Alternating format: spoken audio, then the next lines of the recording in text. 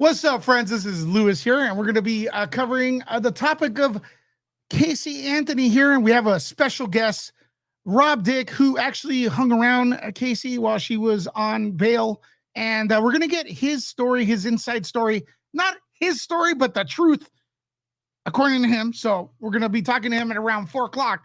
But I understand some people remember the case. Some people don't even know about the case. So between now and then, we're going to be kind of reviewing what happened. And I have a few guests that are experts on the topic. And I know a little bit myself. And I want to get your questions in and participate right after this on Nerd Report.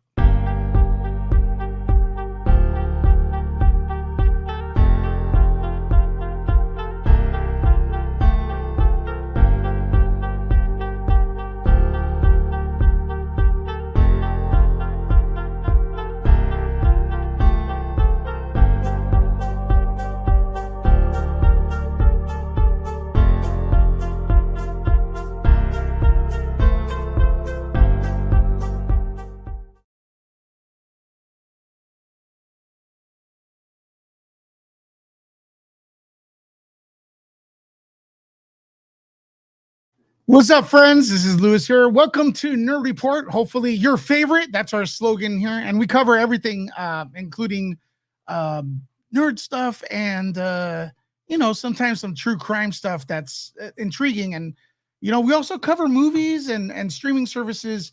And Peacock is set to release a documentary called Casey Anthony, Where the Truth Lies.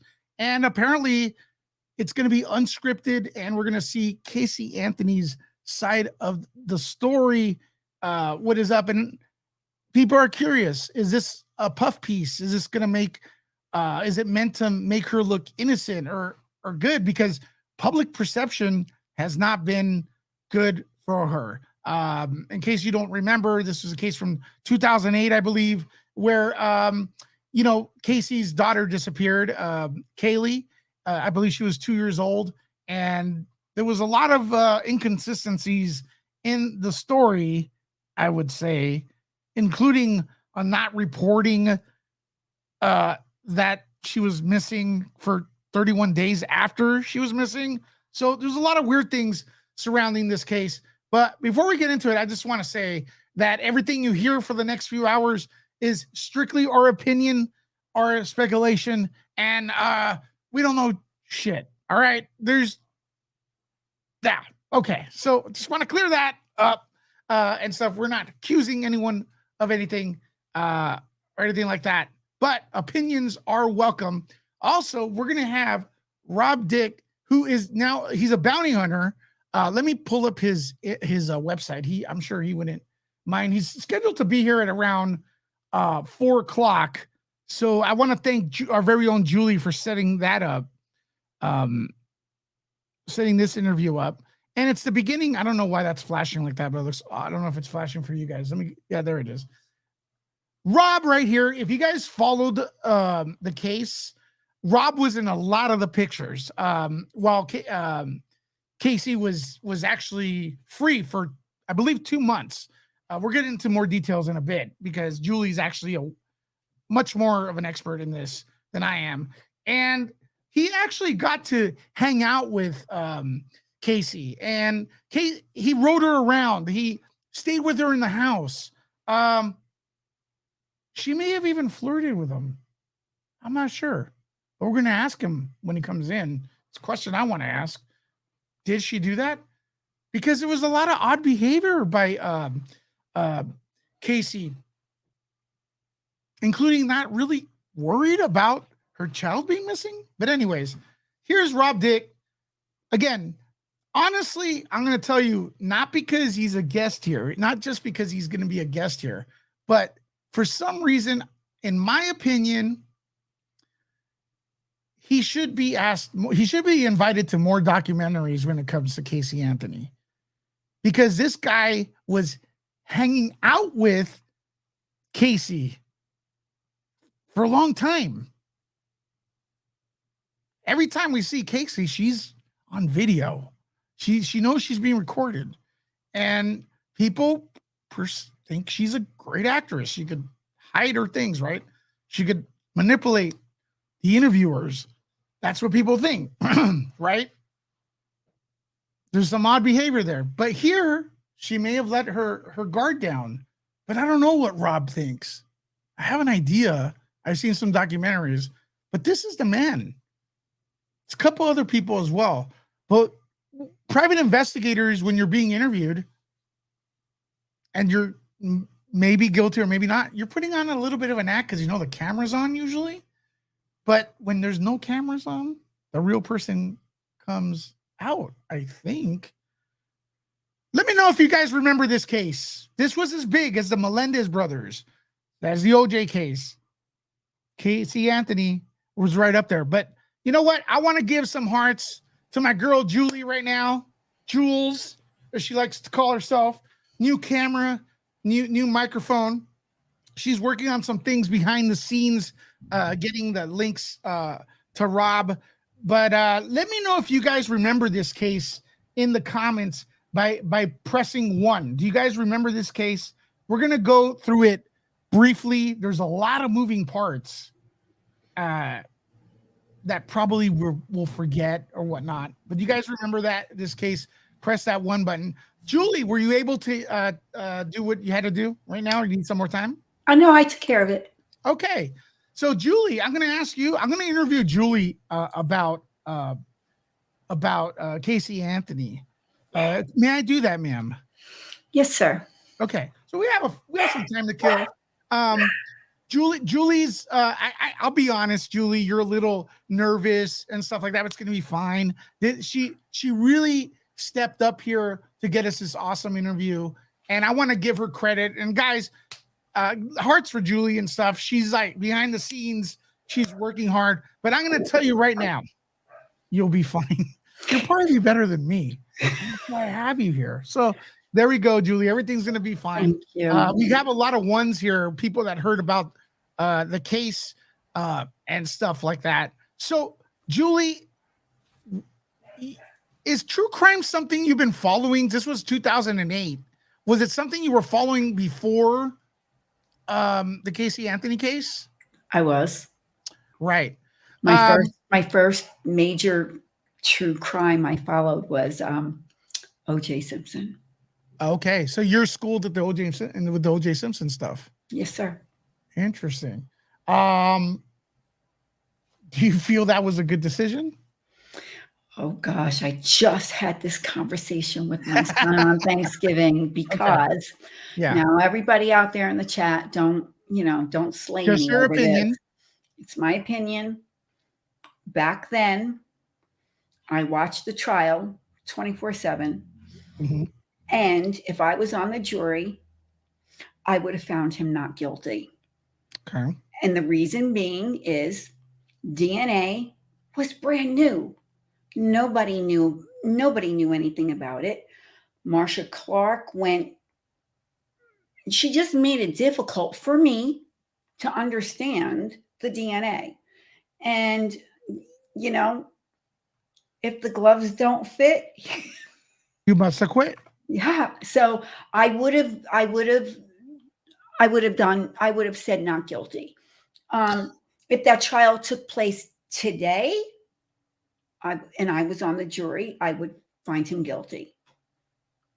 Right. And I actually know people that agree with you that till today, and there are people that you would least expect to side with OJ that say, no, he was not guilty. I do know people like that, and I'm still their friends. I disagree, but I was a kid. I didn't really follow the trial as much, to be honest with you.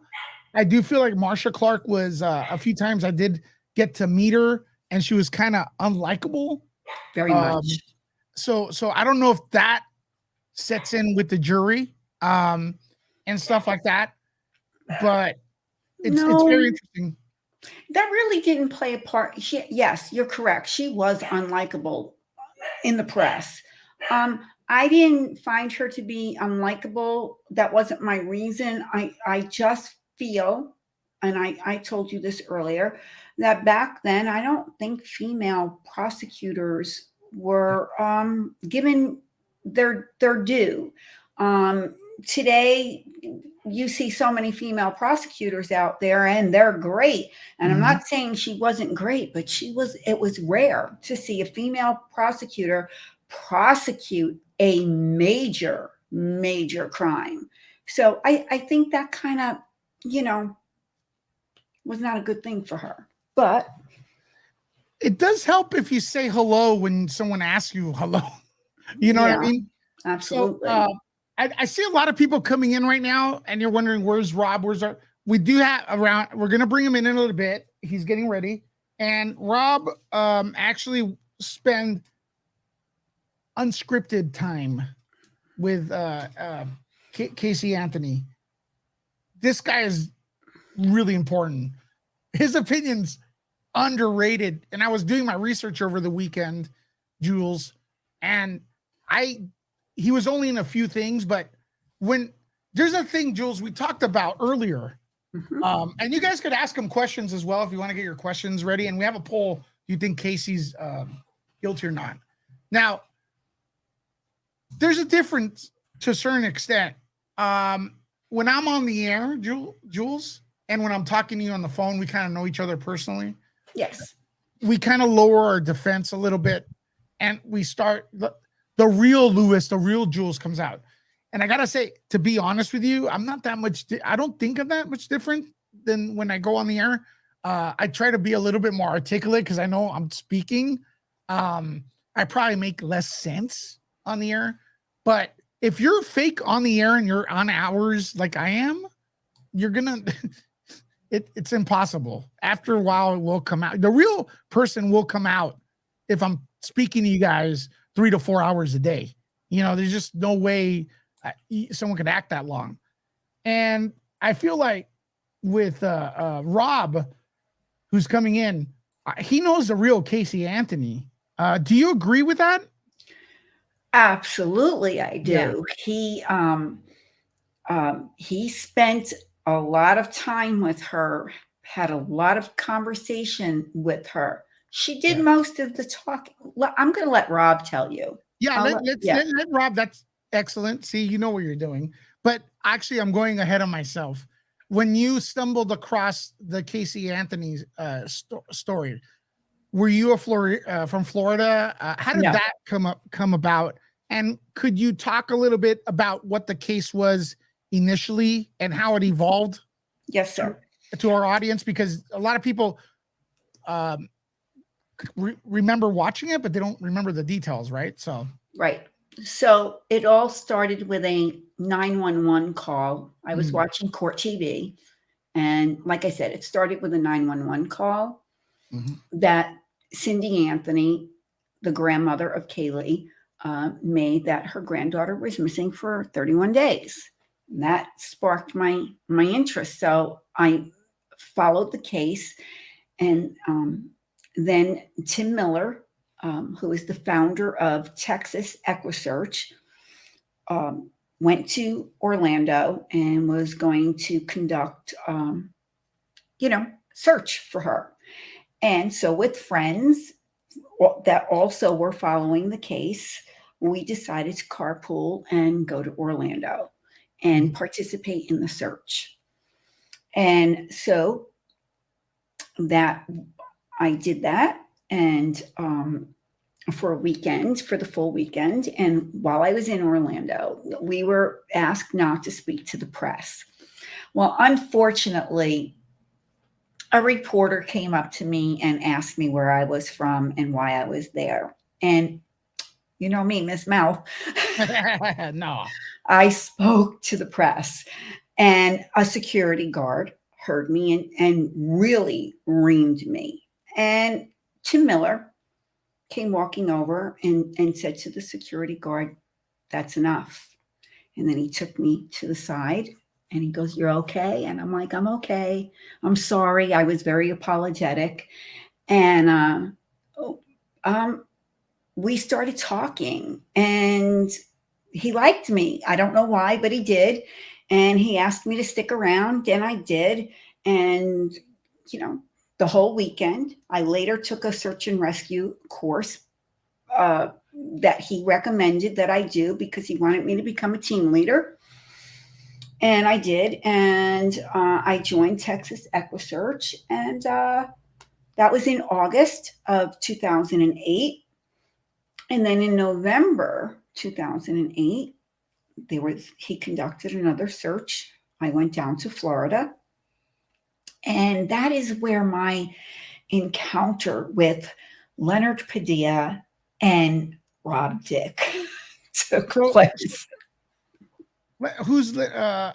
Could you explain who they are? They are Leonard Padilla and Rob Dick were partners. They had their bounty hunter business, bail bondsmen. They dabbled in quite a bit. Now, you know, by this time, Rob has already been down there as well as Leonard, and Rob will verify this when he comes on. I was not a fan of either of them, and the night before we went to start the search that weekend in November, we met at a club in Orlando that was actually owned by the former attorney to the Anthonys, not Casey, Cindy and George's former attorney. And he hosted it.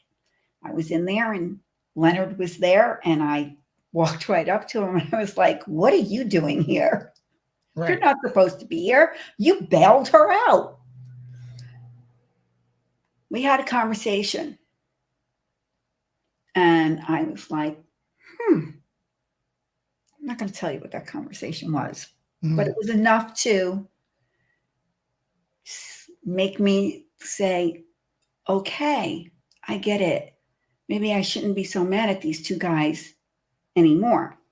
The following day was our search, and Leonard showed up. I let him in to the command center. He said, "Are you still mad at me?" I was like, "No, I'm not." And the guy, you know, he come off, a lot of people have the wrong impression of Leonard Padilla, that he was like flighty, like you, Lewis.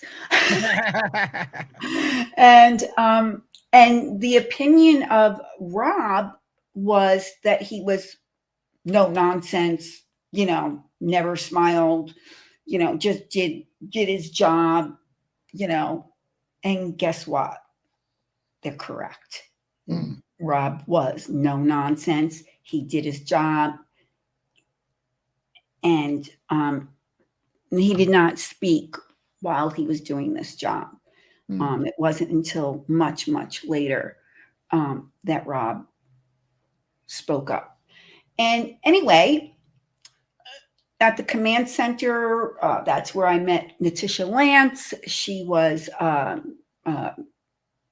producer and on-the-ground reporter for Nancy Grace. So, yeah, Yuri Melich, I got to meet him. He is the lead detective that really got to the heart of the matter with Casey. And if anyone has not seen the interview with him interviewing her while she took them on this crazy trip through Universal Studios.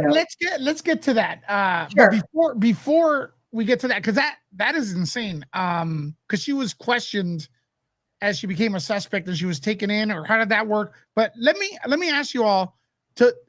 We have almost 80 people here.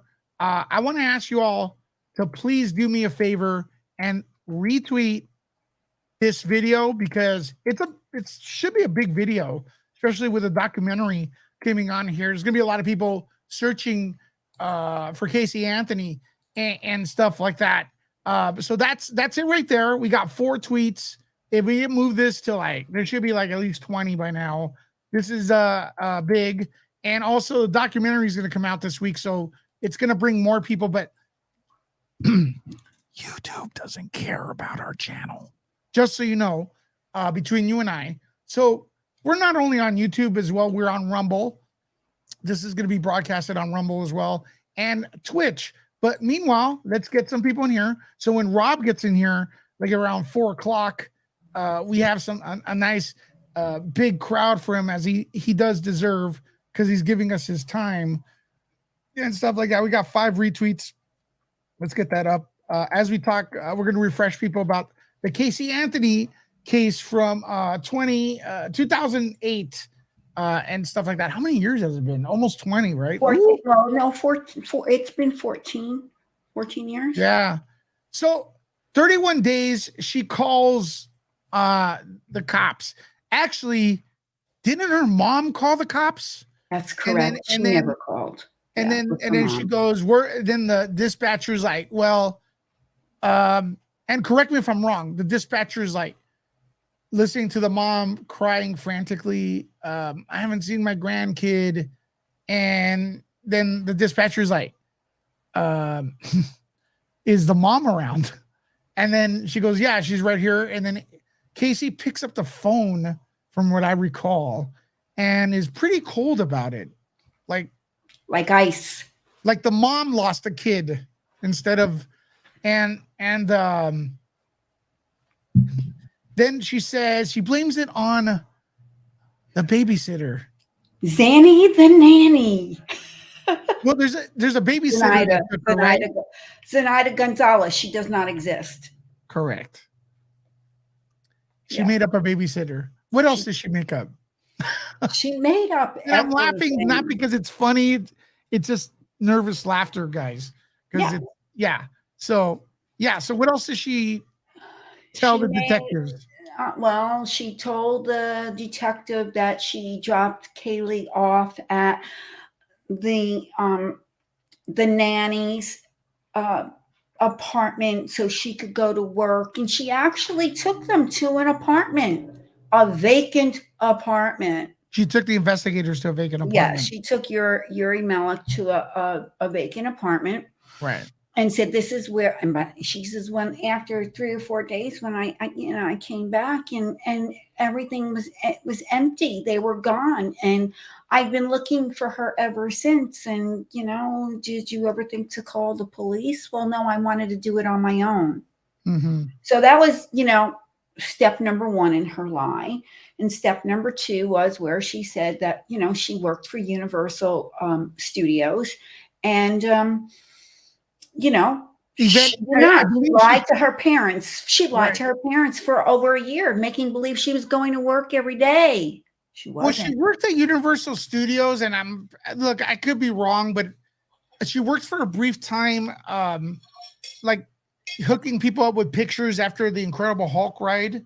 Mm-hmm. And then what happened is she stopped working there, and she told the detectives, I believe, okay, look, I already disclaimed because there's so many parts here. She was working as an event coordinator. Correct. I'm correct, right? You are correct. I remember. See, you got to give me props for that, Jules. Event coordinator at Universal Studios Orlando, and so it was like that was a lie, because when she took the detectives there, I remember seeing people talking about like she was waving at random people and people were waving back, and they were like, "Who the F are you?" And then Jules, all of a sudden, she turns around and goes, "I don't work here." Well, no, it wasn't all of a sudden. How was it? She waved everybody, when they, you have to go through a security booth, for the employees. And, she gives her name and they're like, "You don't work here." "Yes, I do. I do work here. I do." And so, the detectives show their badge and they were let in, and they go into the building, and she's walking literally down a hall, and she kept this up and kept it up till when they got to where you could not walk anymore. And, he said to her, "Come on. You don't." "Yes, I do work here." And she still kept it up. And then finally she said, "Okay, you got me. I don't work here." And they went into a conference room, And that's when she came up with the Zanny the Nanny story. Zanny the nanny, Zanny. Well, she had the nanny's name and everything. Zenaida Gonzalez. It was a made up. She made it up, but coincidentally, Yeah, the building where she claimed that Zenaida Gonzalez, the babysitter, lived, the apartment, it was an apartment complex. Well, lo and behold, guess what? A there's a Zenaida Zenaida there. Gonzalez Oh lived my god. there. And the cops went knocking on our door, and she's like, I don't know, Casey Anthony, I don't know anything about this. And that poor woman was doxxed. Back in the day, we didn't know what that term We was. didn't know what docs was. We didn't know what that was, but that's what happened to her back in the day. And you know, it was a bad situation, but she had nothing to do with the case. So no one knows how Casey came up with this name, or that address. That's not Hernandez is a common name, but Zenaida is not. Go ahead. Go ahead. Just you could mute it real quick. Yeah, I forgot. No, you can mute it. I'm good. That's I'm fine. good. I'm good. Well, hey, this stream will help you kick the habit. All right. True. Yeah. So they go back, and now the detectives are pounding at her. Mm-hmm. You lied. Where's your daughter? Where's Kylie? Kaylee. Sorry. Coincidentally, it sounds like Kylie Rodney. I know. Kaylee, where's Kaylee? 2 years old. And they're not going for it now. No, they're not. But she's handling them like a pro assassin. Like she's fending off these a couple men who are skilled in the art of interrogation. And she's holding her own. And Casey Anthony, I believe, is 22 at the time. Yes, sir. And she's showing insane skills of keeping her composure, to say the least. And she has lying down to a T. You think she's lying? Oh, well, I don't have to think. She said, I work at Universal, but she didn't. Right. She said Zanny the Nanny had Kaylee, and that wasn't true. I mean, right. The incredible stories she came up with was just unfathomable. Yeah. And go ahead, ask me where she was for 31 days. Not Kaylee, but Casey. Where was Casey for 31 days?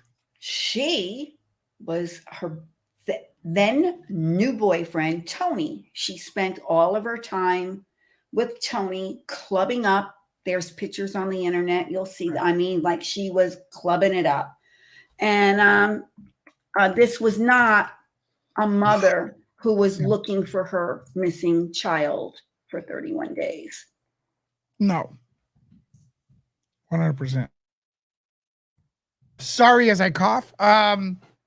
So there's no sign of urgency. Imagine if your sister, brother, parent, and child, God forbid, is missing for 31 days. You'd be a nervous wreck. I think normal people would be a nervous wreck. But there's no sign of that. And what gets me, Jules, is that I was reading somewhere that a couple of psychologists interviewed her and found nothing wrong with her personality. Bro, listen. Having your child be missing and then having no emotional connection to that's already a strike. Maybe it's a rookie thing, but what do you think? That's already should be a red flag. How could they not find something wrong with this person, right? Can you excuse me a moment? I have a message from Rob. Okay. Okay. All right. No, hold on. Good. Yeah. So I'm gonna mute you. But yeah, there's a lot of things here where there's obvious deception. It looks like there's obvious deception, and the she's keeping her composure. Like it's insane. And that's why this case has been studied like crazy. I saw some people coming in here. If you're here a little bit late, yeah, absolutely. Vape away, Jules. If you're coming here a little late, you could always rewind this video from the beginning. We are expecting Rob to be here around 4 o'clock. We send him the link and stuff like that. And Rob Dick is a bounty hunter who spent time with Casey, and we're gonna see what's up. But yeah, do you guys find this D Nice? You find this disturbing, disgusting? A lot of people do, and you know this was into people have short span memories nowadays, but this was a big trial. Like it was huge trial. So as big as the Melendez, as OJ, and then there was this one and stuff. So as more people come on in here, yeah, it was massive, D Nice. This was a massive trial. Tony said it's horrible. What I am going to ask Julie when she comes back is, everything cool? He is still in court. Uh-oh. The case, yeah, he's in court. The case hasn't been called yet. He's there to testify in a case. Okay. So I messaged him back. I let him know that we started early to do a pre-show, and I made a suggestion, and I'm waiting for his response. He could join us in the car. It's fine. If you want to do it, that was my suggestion. And yeah, we'll just like at least 10 minutes will be fine. Yeah. We understand. He does have a life outside of this, and one thing I do respect about Rob researching him is that he's not trying to build a career off being Casey Anthony's bodyguard for those 2 months. Absolutely. He is going on his own. So that is very respectful, and he is doing his job. So guys, please be patient, and gals, please be patient with that. Yeah, please. But what I'm not patient with is that there's only 70 likes here. There's 107 people here. The likes are free, ladies and gents. So let's get the likes up. And also, you could vote. Do you think Casey Anthony is guilty? There's a voting thing. There's 7% of you believe that she's not guilty. Speak your piece. Maybe you have a reason. All ideas are open. Why are we bringing this up? Well, because look, Nerd Report is cool. That's why I bring it up. And also, Peacock is doing a documentary, so it's going to be in everyone's minds and stuff like that. So Julie's trying to get the interview. He is in court. So he's in court.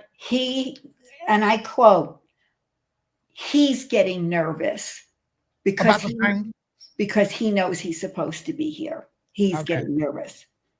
Well, we know it's not. His cases have not been called yet. He's been at the courthouse since 1 o'clock. Okay. Well, we know he's trying his best. So yes. Okay. What time do you have over there? Is he in Florida? No, he's with your time. He's in California. Oh shit. Yeah. That's why when we talked, well, you know, let me explain how can I, if I may. Let's leave that for a bit about that. Keep that in mind because we're still in the case. We're going. I don't want to lose track of the kind of like the timeline. Sort of timeline we have, but keep that, write it down because I do want to hear what you have to say there. But my ADD will kick in and then I'll forget where we're at. But we're at the point where she's now being interrogated. Does she get charged? She got charged with child neglect and lying to the police. And she was arrested.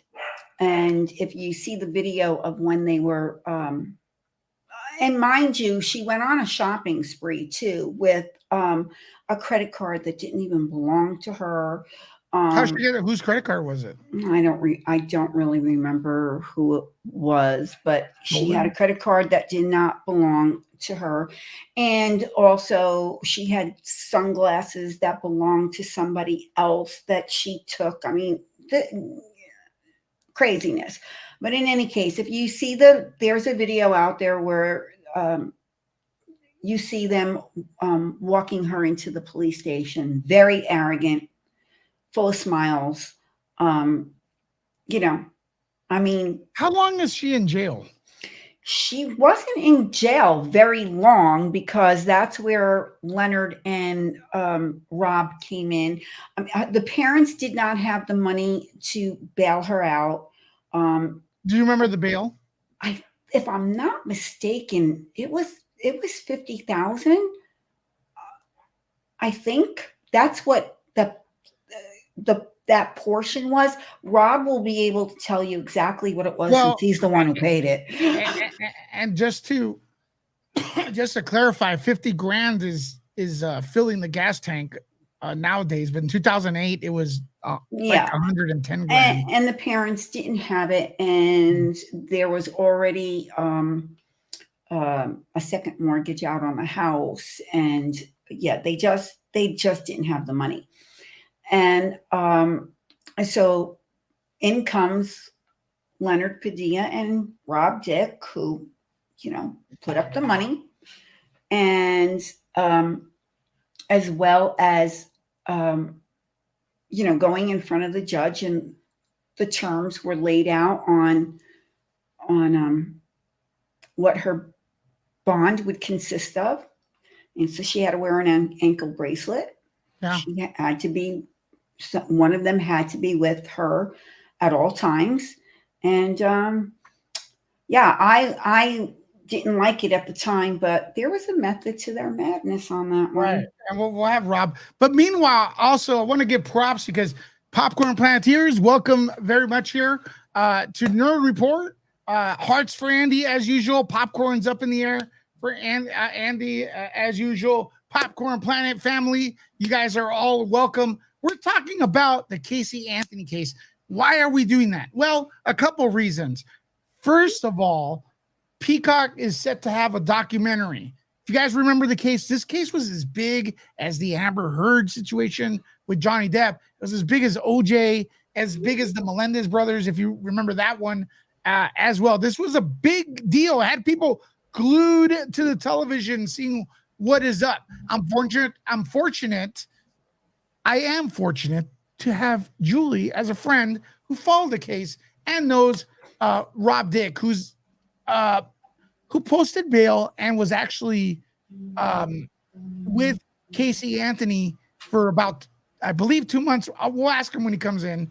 And he should know Casey more than most people. And I don't know why the mainstream media hasn't called him a little bit more to come on in and visit. So he's scheduled for 4. Ladies and gentlemen, please be patient. He is working and he's in court right now. So we don't know how the situation is going to evolve. But meanwhile, press the like button. Let me know if you know about the case. Casey Anthony, supposed to be an unscripted documentary coming up. Most people are not fans. You can see we have a poll up right now. 93% think she's guilty. There's still a percentage that doesn't. This looks like it's going to be a redemption attempt with the documentary. Is it? We don't know. We haven't seen it. But I will tell you this. Documentary, the bits I've seen, adds music. It adds production. It's adding to what she's saying. And I don't like that. Because guess what? Music sets a tone. We see the director ask Casey in the trailer, why are you being interviewed? I'm paraphrasing. Why are you being interviewed now unscripted? And there's music behind it. When there's music behind it, I don't know. My opinion, it's meant to make you feel a certain way. Mm-hmm.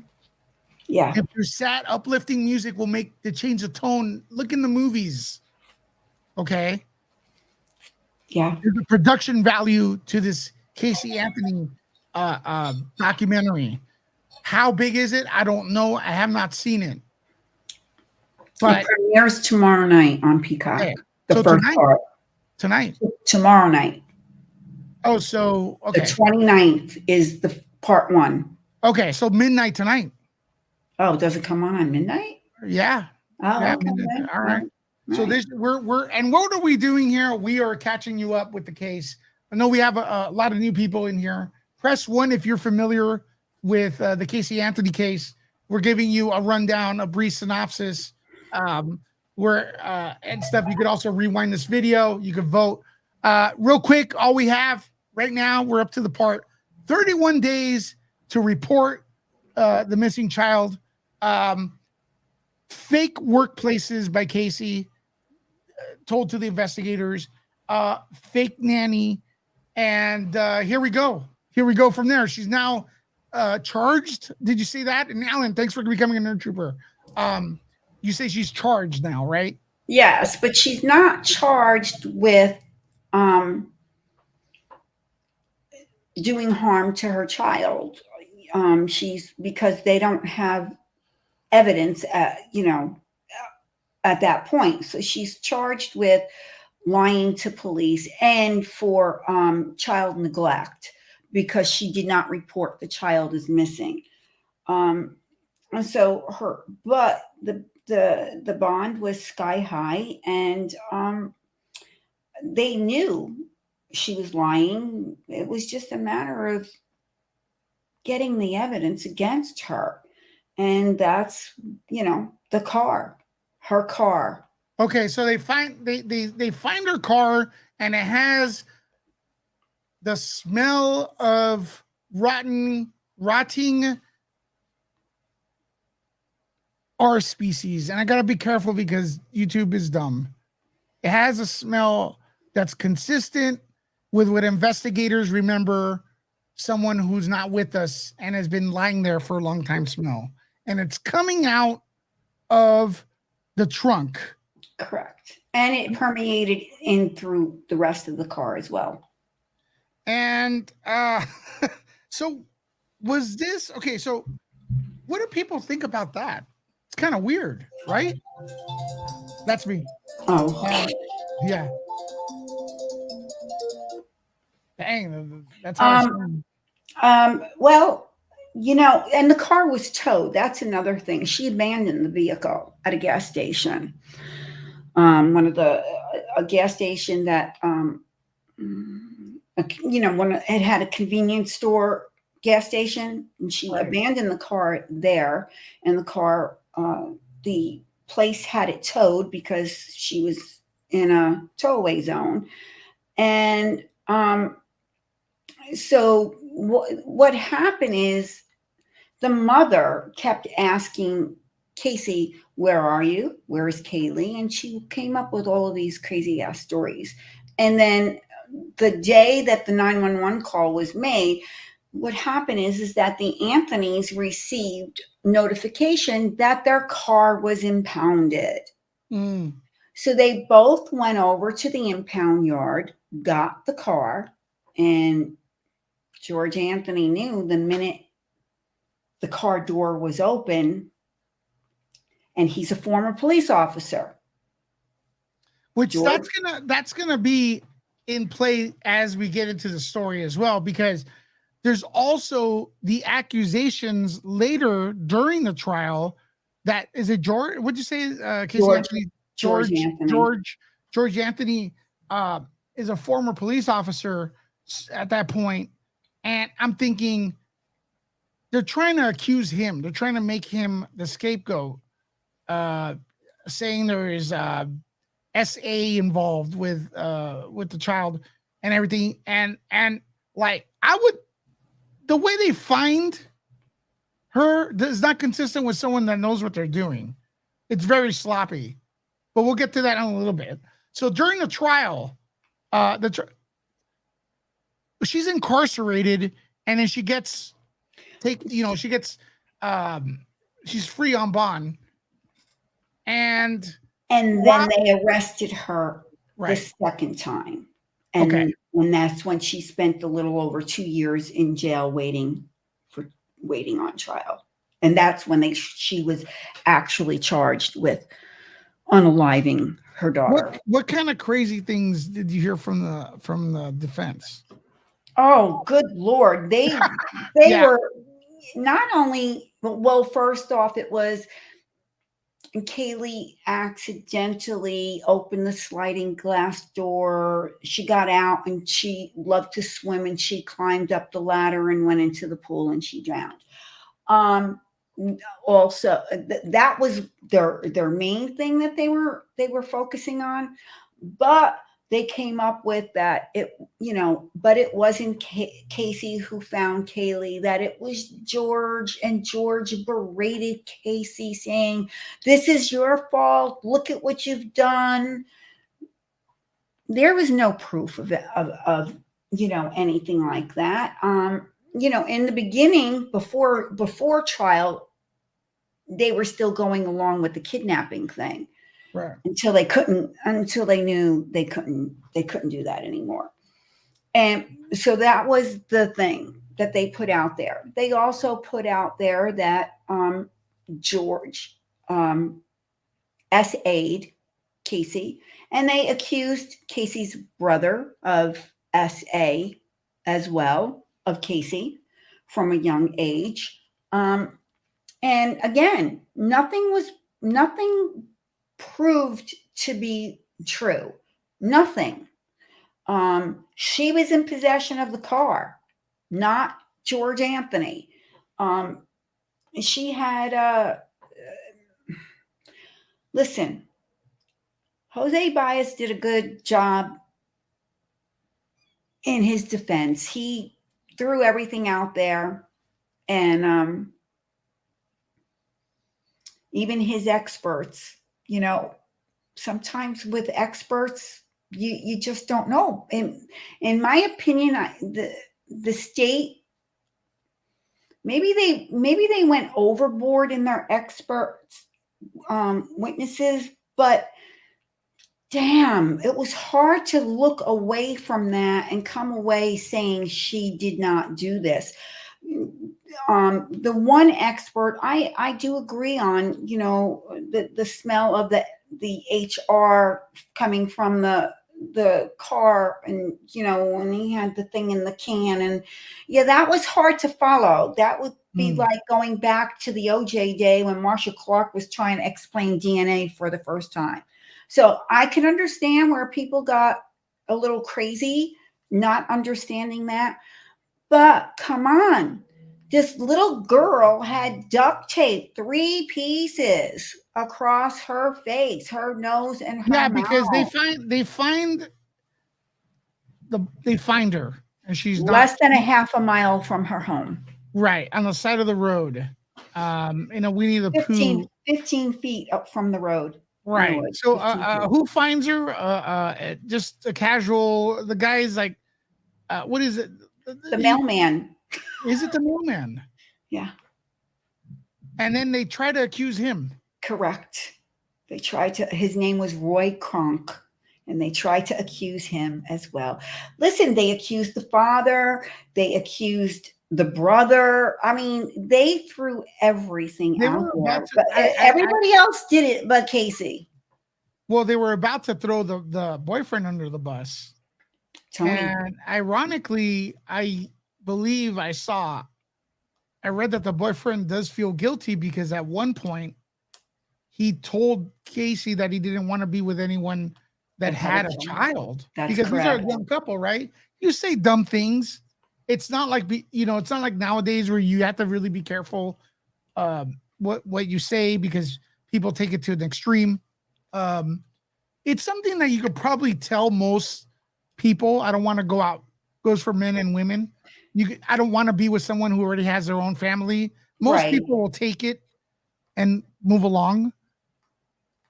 The theory is she didn't. She took it to the next step, and he feels, I believe, kind of like responsible for that, but he's not.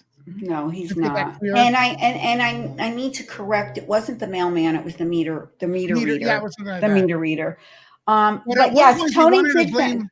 Tony felt guilty. He really did feel He did, guilty about it. Yeah. and he wanted to. And when she was in jail, when she was arrested the first time, when she was on the phone with her brother, her mother, and these phone calls are all recorded and they're out there for public consumption. She wasn't concerned about where her daughter was. It was, have you talked to Tony? Has Tony called? Did you give Tony the number? Because Is there's Tony gonna? pictures of her. That's There's picture of her partying it up. with Hard toddy Tony. contests Yeah. with Tony. She was partying with Tony. Yeah, there's pictures. Yeah, at the Now, night of the I- hot body contest, she was Oh. out with Tony. He was one of those promoters that like what you used to do. He's a club promoter. Yes, that thing. That's what he did. That thing, but it's not his fault. No, it's not. No, and she made it seem like. Now, then we have a question here from In the Closet with Amy Goodhart. What's up, Amy? Welcome. Can you imagine not reporting your child missing after 31 days? And look, here's the excuse. She wanted to handle it on her own. That's what she told. She wanted to take care of it on her own. It was, but she said everything with like this real, like, straight face. And I almost believe that if she took a lie detector test, and I don't even know she did, no, she would pass it because she's tricked her brain into thinking the events happen a certain way. What do you think of that? She did not take a lie detector, or if she took a lie detector she tricked test, her brain into thinking the events happened the way she was narrating it. She's such an expert liar. At 22. At 22 years old, and there was a history too, a past history of Casey not being, honest with her family and friends. She made up a lot of things. So could she pass a test? Maybe. Well, okay. Here's a crazy one, and I can't prove this to be wrong or right. They wanted the entire family. Like, look, I may be wrong, but I almost certain I heard this. I read it and I saw it. She didn't graduate. No. And they threw a graduation party because they didn't want to make it seem like she was a loser that fell out of school, right? Right. So, we're talking about the parents here. Now, yes. That doesn't mean the parents are guilty what they were accused of, but kids imitate their parents. So I'm thinking, like, what else did they get accustomed to lying about and play pretend to? A lot of little things may equal a big thing like this. So meanwhile, 31 days, she's partying. She's like, she gets a tattoo that says Bella Vida or something like that. Bella Vida means beautiful life in Italian. Right. And it's almost like Spanish as well. Bella Vida, beautiful life, Bella Vida. She gets a tattoo. There's also rumors of her writing in her diary. I made the right choice. I'm not sure if you heard about that. That was entered into evidence during the trial. Okay, that's what I want to get into right now. What have we talked about? Have we missed any inconsistencies in her story that we haven't reviewed? And was there any of those inconsistencies not allowed during the trial? Because at this point, Julie, it sounds ridiculous that this person was not found guilty. Actually, Judge Perry, Belvin Perry, he was the judge, and there was very little that he excluded from the trial. He basically was like, gave the prosecuting team, free reign. Yeah, you could. Yeah, we're doing it. We're doing it. Like, an example, I'm going to go back to the expert witness for the smell from the car and the testing that was done. This testing was brand new. The Casey Anthony trial was the first trial that this kind of expert testimony was ever done before. So, that's why I guess the jury threw that out the window, because it was never done before in a court of law. But Judge Perry allowed it in. Yeah, Judge Perry, there was very little that Judge Perry excluded. Did he allow the dogs acting weird to the smell in the car? He did. Who was in the jury? Two of the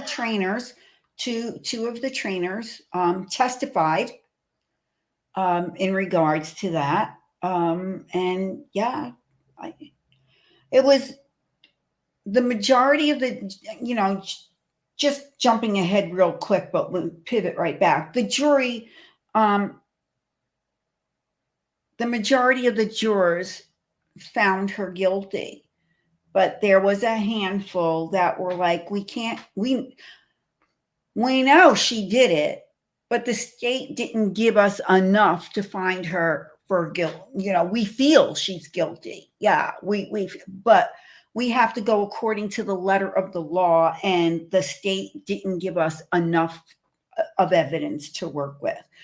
And it was going to be that or a hung jury. So she was found guilty 4 counts of lying to police. And that was it. And she got time served. And, yeah. But Judge Perry was he was a no-nonsense. Let me tell you, when he was a judge here in Florida, he's now retired from judging trials. He does work as an attorney, but he is retired. He was and I'm excluding the Casey Anthony case. He was a no-nonsense judge. He took no shit from no one. And when it came to sentencing people, he threw the book. He was not. So yeah, he's angry. I can tell you this. He's angry right now, right? He's very angry right now. Well, he was not thrilled 14, actually 12 years ago was the trial. 14 years ago is when this all happened. But he was not happy then, and he certainly is not happy now. He has gone on record stating that the documentary is hogwash, and George Anthony had nothing to do with this. I did reach out to his publicist and did not receive a comment. I reached out to Jose Baez's publicist, and I did get a response there, and that was no comment at this time. And I also reached out to Yuri Melich, and I didn't get any response. But can I just, Louis, if it's okay with you, I know you want to go forward, but I just want everybody out there to know how this all came about today. As you know, a few weeks ago, it was my birthday, and you guys gave me a wonderful birthday stream, and I had not checked messages. And 2 days after my birthday, I happened to be going through, I had a boatload of messages, and I happened to be going through my messages, and I get a message from Rob. And he says to me, "Happy birthday. Hope things are great for you and your day was awesome." And then followed up with a second message. "Have you seen the latest with Casey?" I'm sure he's not going to be upset with me sharing these. Okay. So I was like, holy shit, so I was like, and I said to him, "I have. And come on, we all know it's total BS." I said, "You spent the most time with her, so you tell me." I'm going to let him tell when he gets here. Hopefully, he's going to be out of court soon, but I will let him tell you what his response to me was. And then that's when I got, and then I also asked him about AWP. I'm just letting you know that I had a Yeah. discussion with him about AWP and what his feelings were on how that case was handled. Um, I, I go back from the beginning with Rob. So that's how that's how this all came about. I got with Lewis and I was like, "Hey, Lewis, Casey," I kept barraging him with text messages. And finally he said, "Well, what's the deal?" And so I told him about Rob and I said, "I'm friends with him. Can I?" He's like, "See what you, okay, do it." And so I asked Rob and he said, "Absolutely, no problem." He was on Nancy Grace 2 weeks ago to talk about this very thing pre-show. And anyway, that's how it came about. So I Well, don't want anybody to think that, oh, I just pulled Rob Dick out of the air. No, I did not. I had known him since yeah, 2009. no, who cares what? Yeah, Well, I just want to be yeah. sure. Well, I mean, yeah, if you're worried, we're an independent, uh, we're independent creators. We're small fries here. We're doing it mostly because we love to do it, and stuff like that. Um, Save that kind of energy about questioning for entertainment tonight or Yeah, the corporate ones. Other than that, yeah. use that same energy on them because they're the ones making the big bucks. Uh, I, you know, And there's so much I would love to share with you guys in the chat, but it's not my story. This part is not my story to tell. This part is Rob's story to tell. So yeah. I Hopefully, you'll be really able to. hope he gets out of court soon. Yeah, but meanwhile we're he's scheduled till 4. He has time. So, Yeah, um, but and he's worried.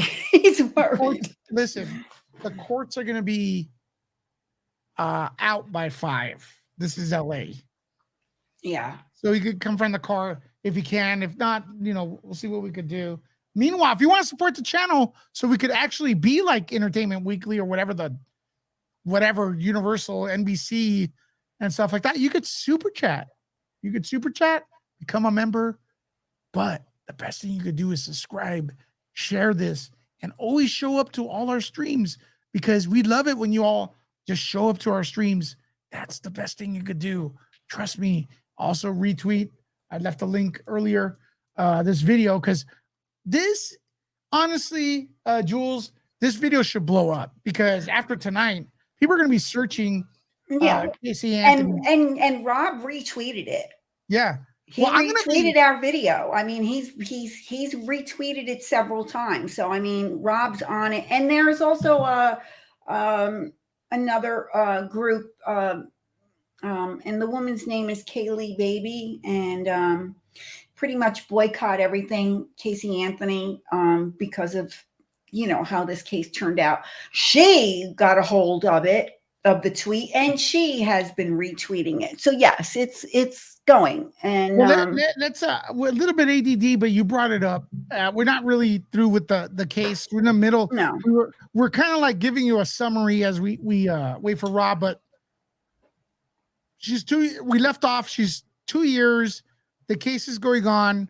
The ridiculousness that you heard prior, a lot of the lies and stuff like that are actually accepted into the courtroom, mm-hmm. and the jury is like, oh yeah, we don't care, she lied. Oh, I can't, my brain. All right, whatever. Nancy Grace is also, I believe she covered she was one of the main people covering this She trial. was. She And coined the phrase "top mom." That's what I'm going to put on the hashtag, top mom. Top Remember, mom. That's top, T-O-P? tot. T-O-T. Tot. Tot. What does that Tot mean? mom. Like, a toddler, tot, a toddler. So she called her tot mom. Nancy Grace coined that phrase, and Casey Anthony has forever been known as the top mom. So, okay. So here's the deal. She's pissed. She doesn't want to watch the documentary. they said they asked her to be in it. And I want to say that in her video, I'm very careful with what I say because I Yeah. think I saw her say that she was not allowed to, if she went on, she wouldn't be allowed to ask the question she wants, which goes contradictory to the way the trailer's presented, where like it's unscripted, and stuff like that. So yeah, she is pissed, and I can't play the video because YouTube will have a hissy. Oh no, you're playing a video. Whoa, and probably strike this channel down with all the might of the U.S. Military, and stuff like that. That's the way we roll with them. Good And question. yes, Peacock did pay Casey. I see in the chat. People are asking that. Well, they're Yes, saying she that the was photos. paid. She was paid for her photos and videos, not for quote unquote the interviews and asking the questions. She turned over videos of her and her daughter and videos and what have you, and she was paid for that. Here's another good question. Are we going to boycott or watch it? Are we going to watch it or the documentary or boycott it? Now, listen, that it's a good question because, and I want to ask the chat that, will you be boycotting? Say boycotting, not watching. Just put that, boycotting or watching, because I don't want to sit here and report about something I didn't see. And also I don't want to see something that's supporting a monster and kind of contribute to it as well. So it's like a rock and a hard place. Exactly. Because I could sit here and say, look, the trailer looks like it's a PR move, but someone's gonna go, well, did you watch it? And I say no. Then I'm not. It's kind of dumb. I'm not a fan of having an opinion about something you don't know. I'm not a fan of that, but I'm also not a fan of supporting, this kind of stuff. So what do you think, Julie, I should do? What are you going to do? Listen, I was planning to watch it. I am going to watch it. I know Rob is going to watch it, right? Because then he's going to pick apart the things, because he knows things that were said. He knows what went on in the house, as well as Tracy, who was also assigned to her. And Tracy was part of Rob's company. And yeah, I am definitely, I'm not happy about it. As Paige, our wonderful Paige Vaughn has said, I'm not happy about it, but I am going to watch it because I know what I know. And that girl never, from the time she was arrested, the first time, she did a lot of talking over the phone and, and visitations with her, and, I love you, daddy, and daddy this and daddy that and da da da da da. She, her conversations with her father were much more calmer. She had no tolerance for speaking with Cindy, and the difference between Cindy and Cindy is the mom, yes.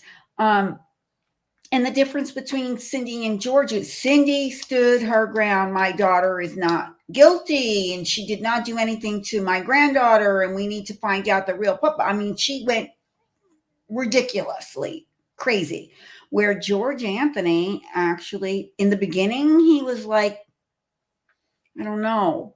But there's an interview that he did with a detective that Cindy did not know about. And it was recorded. Those recordings are out there. You do your research, you'll find them. Where he admitted as being a former police officer that when he got into that car that day at the impound, he knew right then and there. He knew.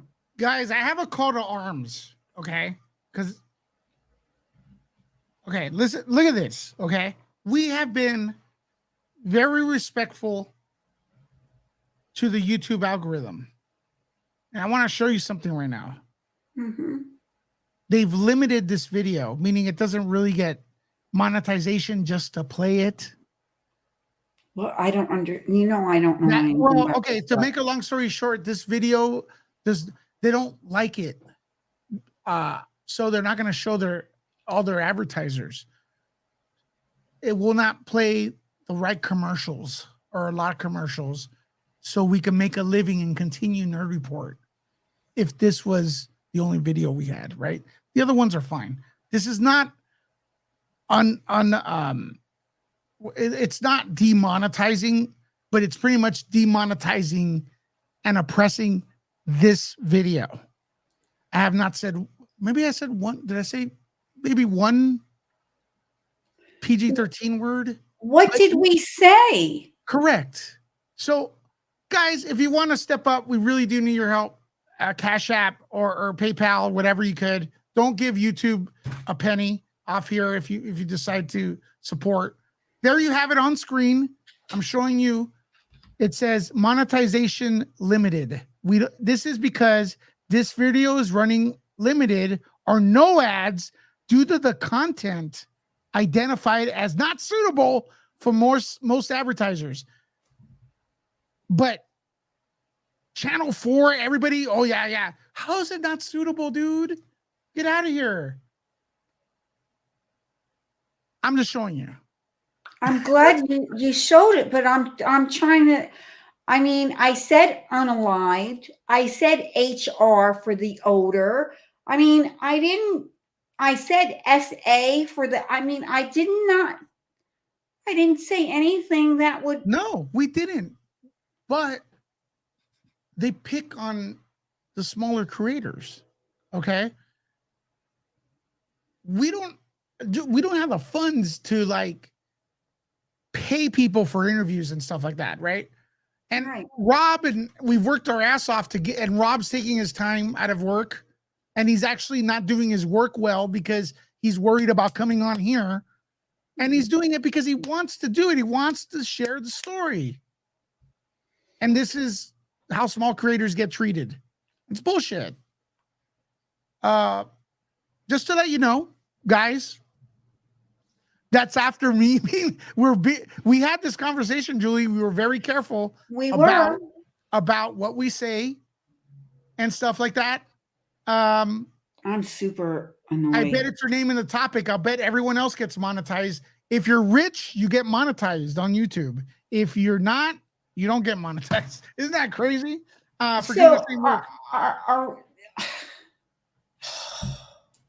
Yeah, Louis, I'm sorry. No, why? Look, I don't want you to feel it's not your fault directly, but I'm glad I was able to show you all this. Does this mean that when the thing is over, nobody's going to be able to watch it? It'll be in the search, but very limited. They'll make it less, right? They'll make it less visible. I did form an appeal, but this video has been very respectful. We're not showing footage from anything to avoid this. There's a trailer out there. There's for this show, that's documentary, which is within legality. It's legal to show the trailer and have comment over it, but at the risk of getting limited or demonetized, I refuse to play it. And also, like showing footage from the trial, we studied the trial to be able to articulate it to you, because I don't want to pay footage from it because I was trying to avoid limited monetization, but we got it anyways.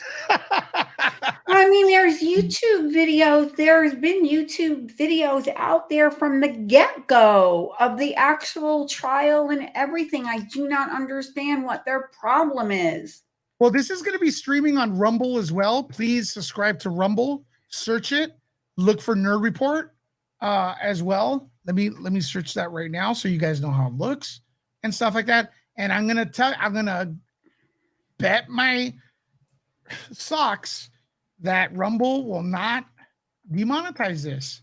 And people could vilify Rumble all they want, but at the end of the day, I'm a small fry creator trying to be respectful with my reporting, and so is Julie, and we're getting treated like we're doing something wrong. Um, Flashbacks to the time they shut my channel down for a week. But I'm dropping the Rumble link and in the comments and stuff like that. Oh, let's get Rumble to 1,000. All these videos I post here on Nerd Report will be on Rumble. Get yourself an account there. There could actually be adult topics there. We don't have to like worry about making it, I don't know, walking on eggshells. We don't have to do it over there. But out of respect for viewers, I'm always respectful to viewers. Jules, you know that. And I get demonetized for this video. And it's not like this video was gonna pay my house off. It's the thought that counts, Jules. Because ultimately, the commercials that run on this type of video is like $5-6. It's nothing. Okay. But it's the idea of it. That now, because it's limited, the algorithm is fucked because they're not making money off it. So I'm dropping this right here. Rumble Nerd Report is on there. Support alternative forms of platforms. Don't worry about what people say. When you're on another platform, the rival platform will vilify the other one to scare you into not being in there. It's kind of like in California. California sucks. So everybody in California, especially government officials, I'll be real, tell you not to leave California because you will fall off the edge of the earth because the earth is flat. But then if you leave California, you realize that things are more normal outside of this place. There's not 1,000 homeless people. Gas isn't $20. The violence isn't through the roof as much as it is outside of California. But they discourage it. The boogeyman's outside. So anyways, long story short, my rant's over. Go to Rumble, alternative Nerd Report. Sorry, Jules. You know what I mean? I just had to say it. All right. I just had to say it. I know. I just feel like, what did I say? It's all your fault. They're like, we can't have beautiful Italians here on a channel like Nerd Report. We're gonna demonetize. What's up, Blair? But anywho, Casey Anthony is 2 years. How long of those 2 years is she in the trial, though? How long does the trial last? The trial really wasn't very long. Trying to, I think it was like a month. I mean, it really wasn't long compared to what some of these trials were. But she was in jail for over 2 years. She wanted to go to trial, and she didn't want to plea bargain. Okay, so we've talked about all the inconsistencies in her story, and almost to the point where it's ridiculous cartoon level. Would you agree with me with that? Well, absolutely, especially with the fact that, she led these detectives right into Universal. I mean, who does that? That was brought up during the trial. Oh yeah. The reason I keep asking, because that sounds, it's crazy, but yes, it was crazy. part It also sounds like a pattern of this person's off. Yeah. Same thing with the pregnancy. There was a party. I can't remember if it was a graduation party or a wedding, or I think it was a wedding, but I'm not sure. But it was a family thing, and she was there, and family members were like, is she having a baby? And Cindy's like, no. Okay, here's another one. Put on weight. That's all. She just put on weight. She hid the pregnancy till almost the end. Well, and when she was asked, go ahead. Here's another weird thing, though. No one knows who the dad is, right? You said. Right. No one knows who the dad is. She, when pressed, she said that he died in a car. Oh, I guess I wasn't supposed to say that word. Well, it doesn't matter. We got to do mine first. Yeah, I guess it doesn't matter now. Yes, and he said that he died in a car accident, and there's no proof. There's nothing. There is just no evidence of who this child's father was. There's Guys, if you sub to Rumble, let me know. Press 1. I see a lot of new people on Rumble. Thank you very much. Do you believe that? Because I honestly think that's probably the only true part. Because I do feel like a dad would have stepped up. If he knew, Wow. maybe. I mean, if he knew, and my thing of it is if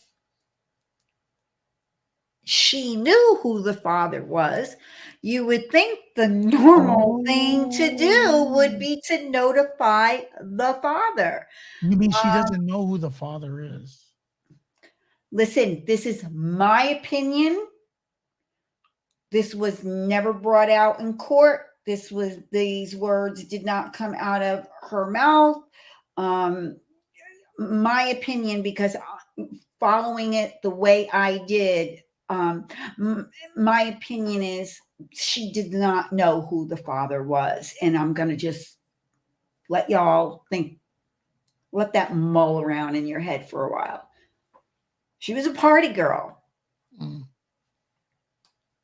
Well, also another interesting thing, while she's incarcerated, I believe, I'm not sure exactly what the timeline. Everyone's looking for what happened, right? Kylie's picture shows up on Kaylee, sorry. Kaylee's picture shows up on People magazine. And the mom calls her and tells her that, and then she sounds like she's upset. Oh, she was mad. She was mad because the mom, Kaylee's images, everyone's now looking for Kaylee. And she's annoyed at this. That's the way she sounded.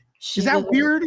That's very weird. And she was also very much annoyed at the fact that her parents went on to the Larry King show on CNN to, talk about, where's my granddaughter? We need help. And that's actually how Tim Miller from Texas Equisearch got involved, was because of that.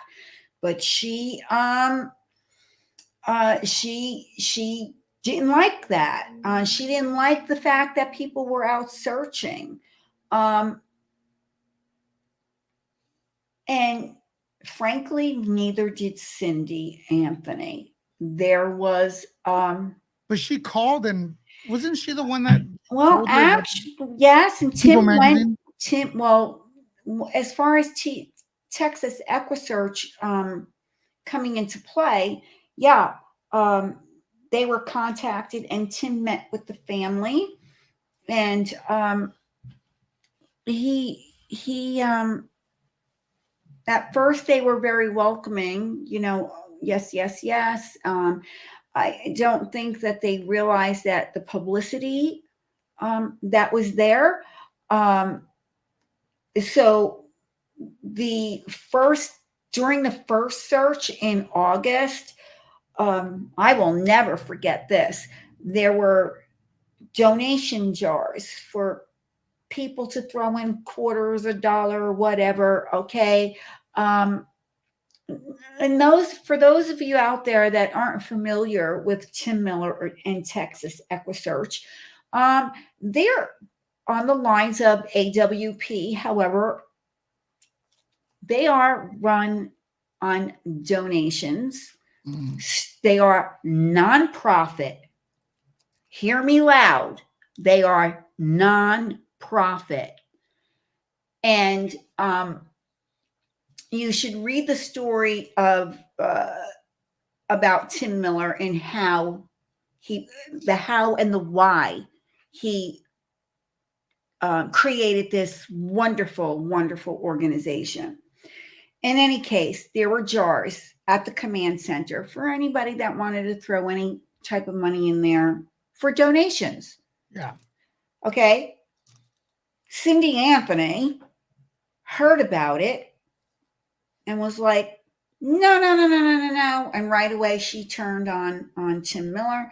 She turned on Texas EquiSearch, accusing them of making money off of her granddaughter, and then did not want them to search for her any longer.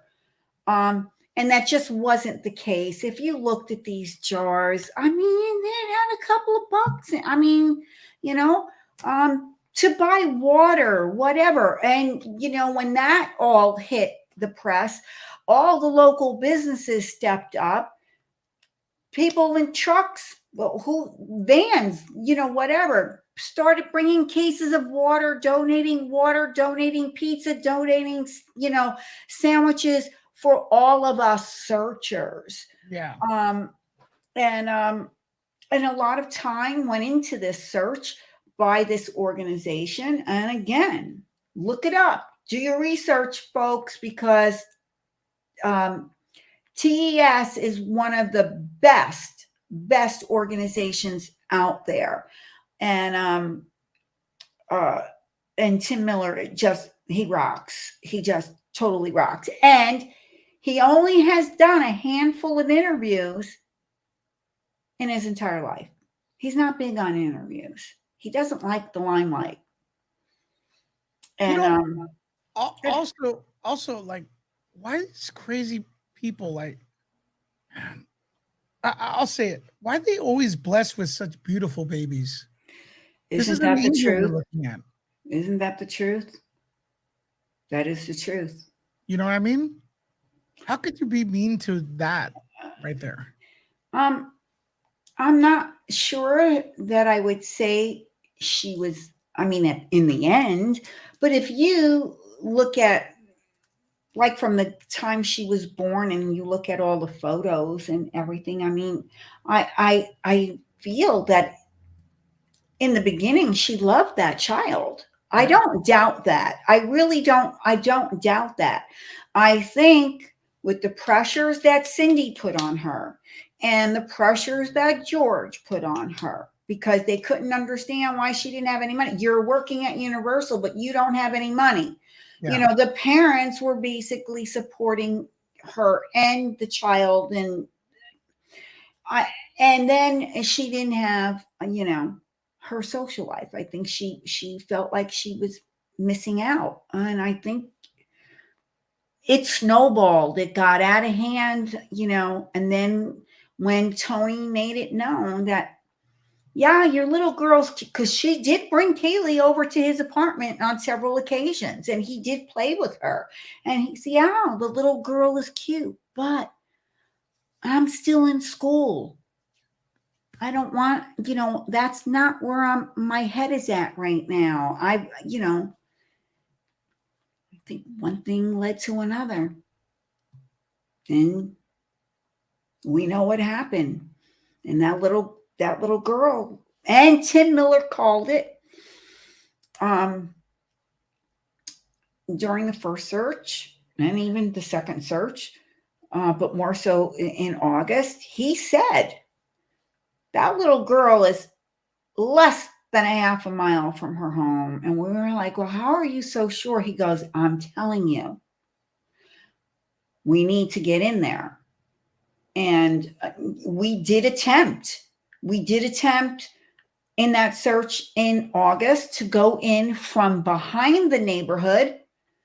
And we all met at this firehouse that was behind the neighborhood, and we went in that way, and we had he had the canine dogs, but the water was too deep. It just was too deep.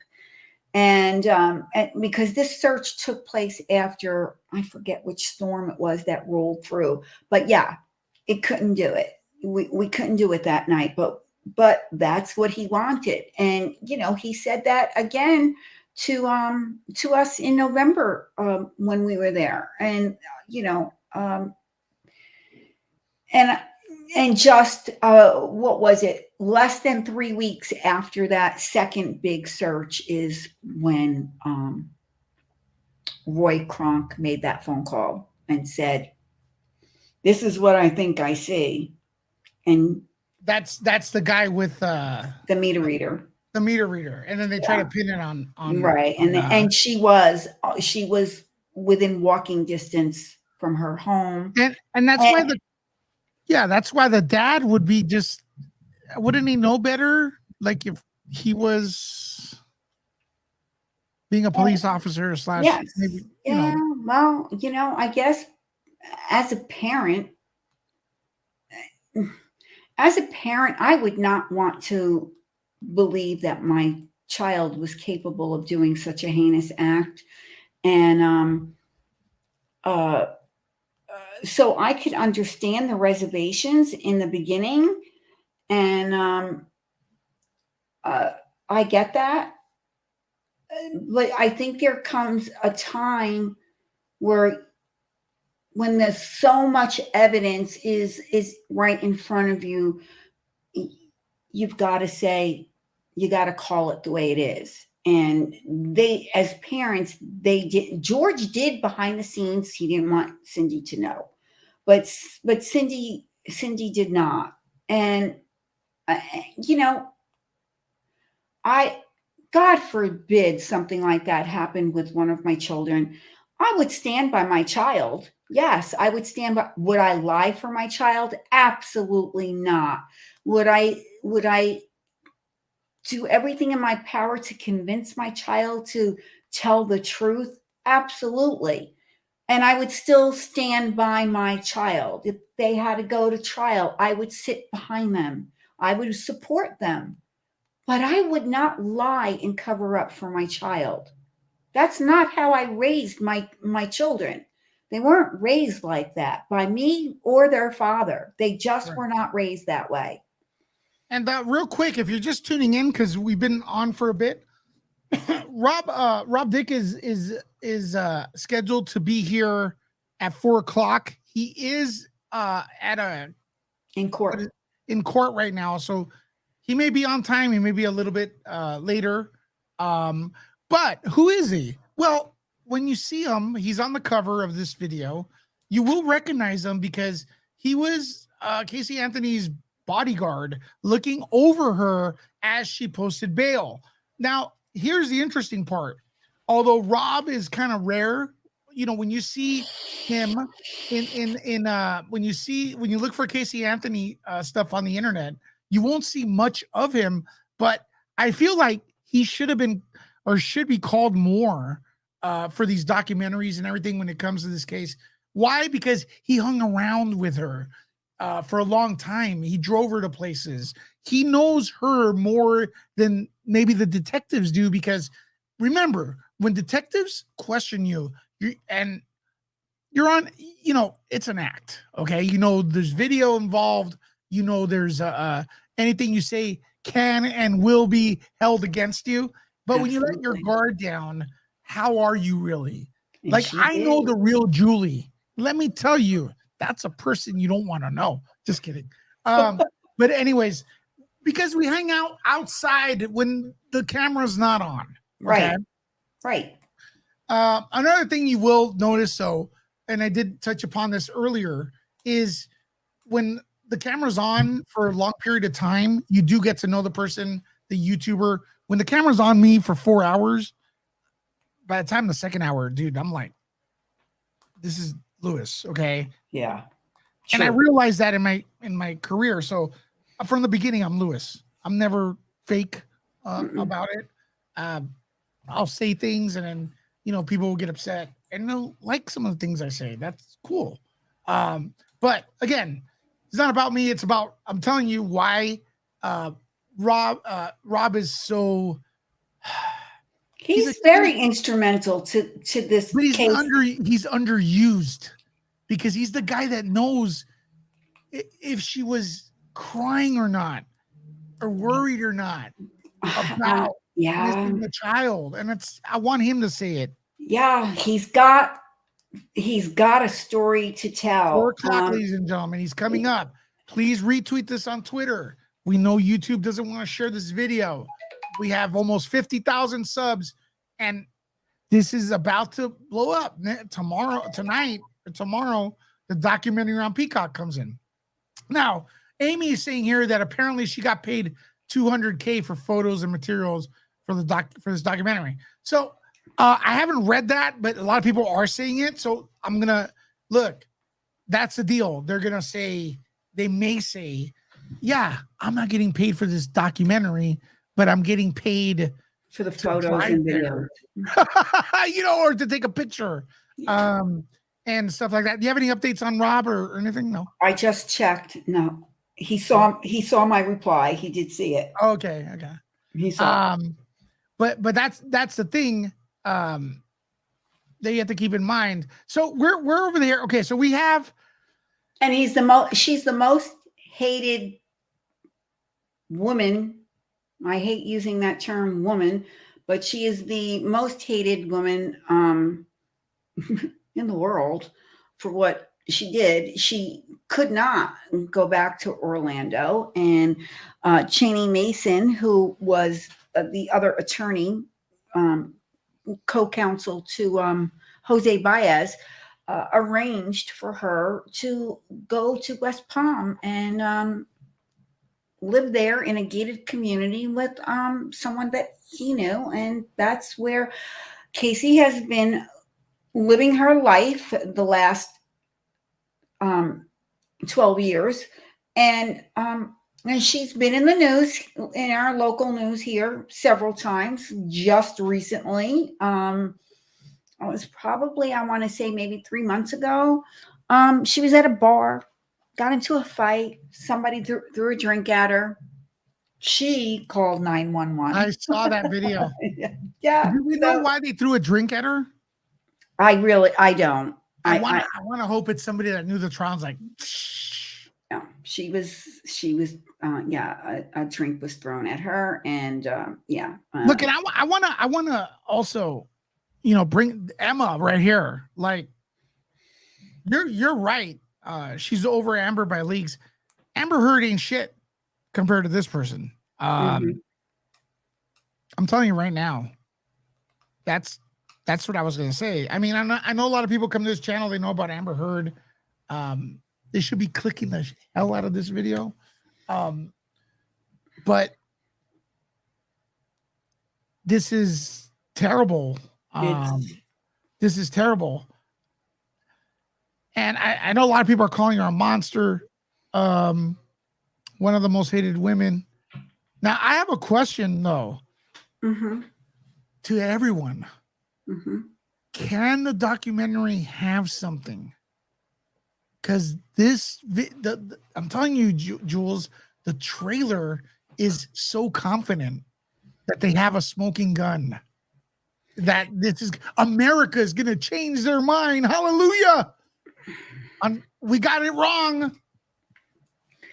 There's nothing. I just find it very hard. I will watch it. Well, oh gosh, Louis, it's so hard for me to say I'm going to watch it with an open mind. I am going to watch it.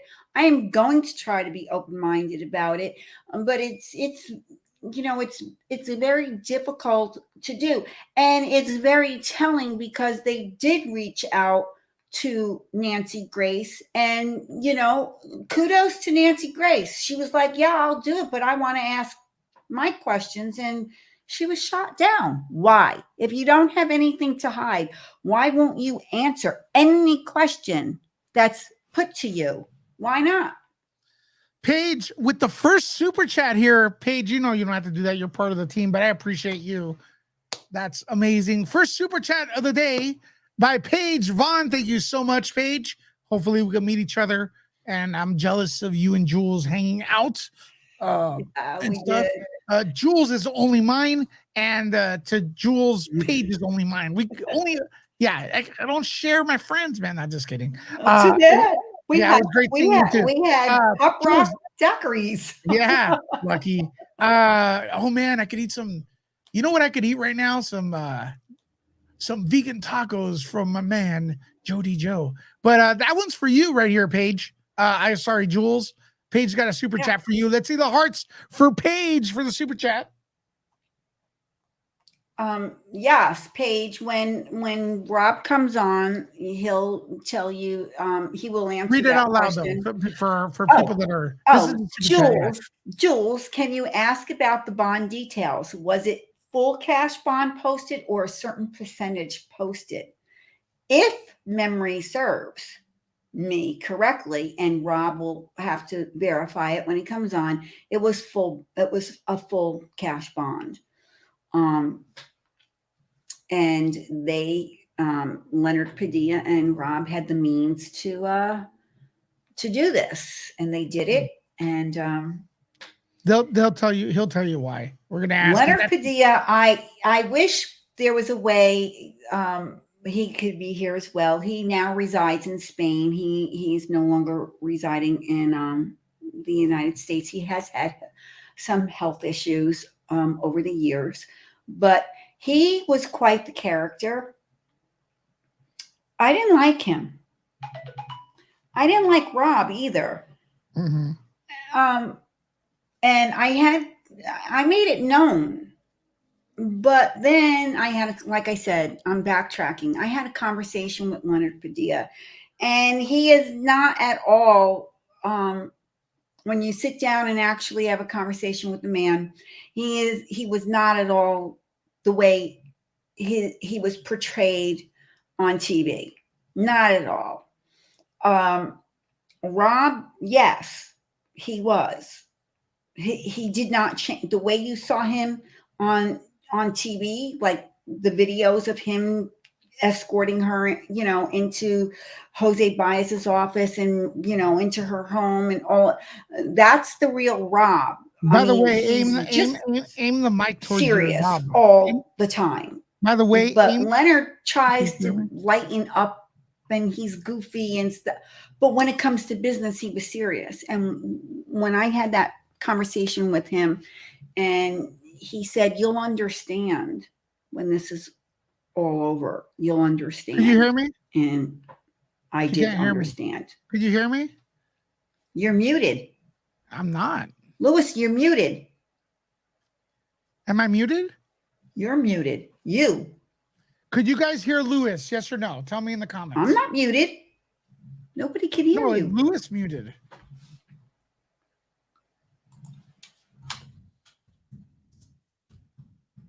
She can't hear me. But could you could you guys hear me? Can you hear me? Yeah. You could hear me. All can right. you hear Louis? Because I can't hear Louis. All right. They hear both of us.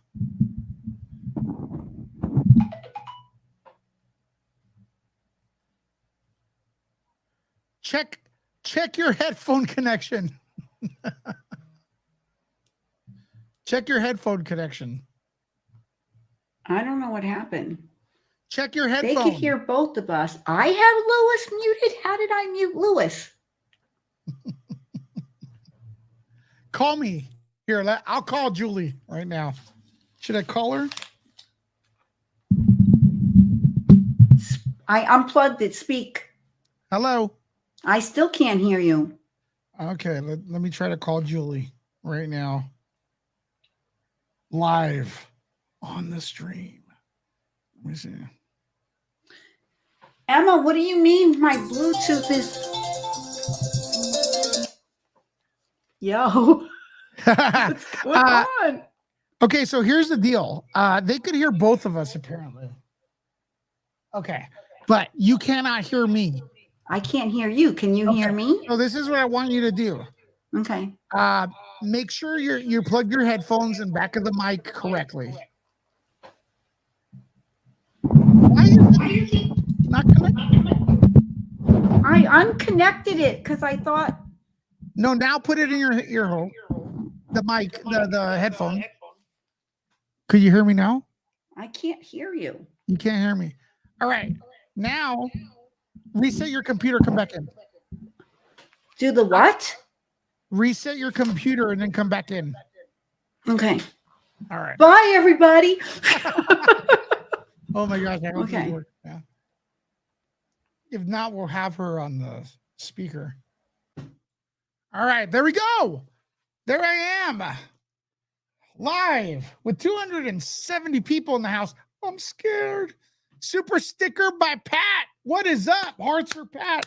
Hearts for Pat G007. We got one member.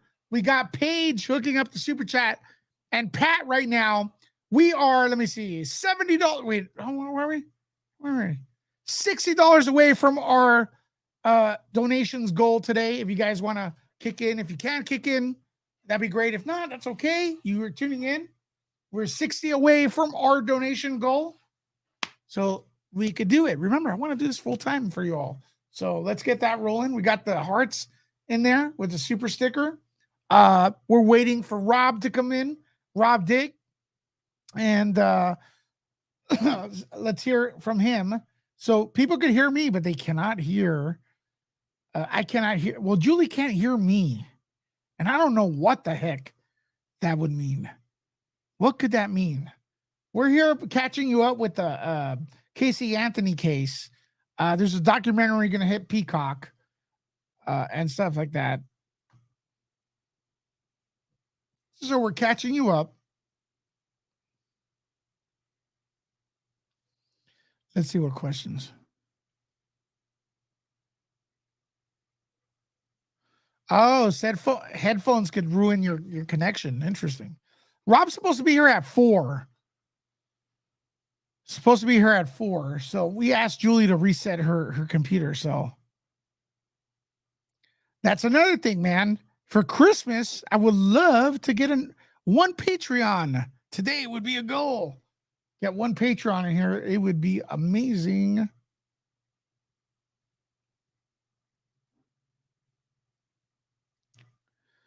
Does her headphone work with the audio? Yep, it was working a little while ago. So it's just one little.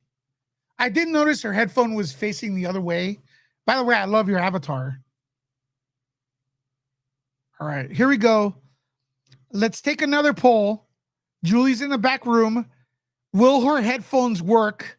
Yes or no? Vote now. Tell us in the comments. Will her headphones work? Just put yes or no. I'm going to say no. She's probably going to be upset at me for saying that. But fuck it. I'm going to do it. There we go. Yeah, 4 o'clock Pacific Standard Time, which is 1 minute. Okay. So what are people saying? They say yes, no. I have faith.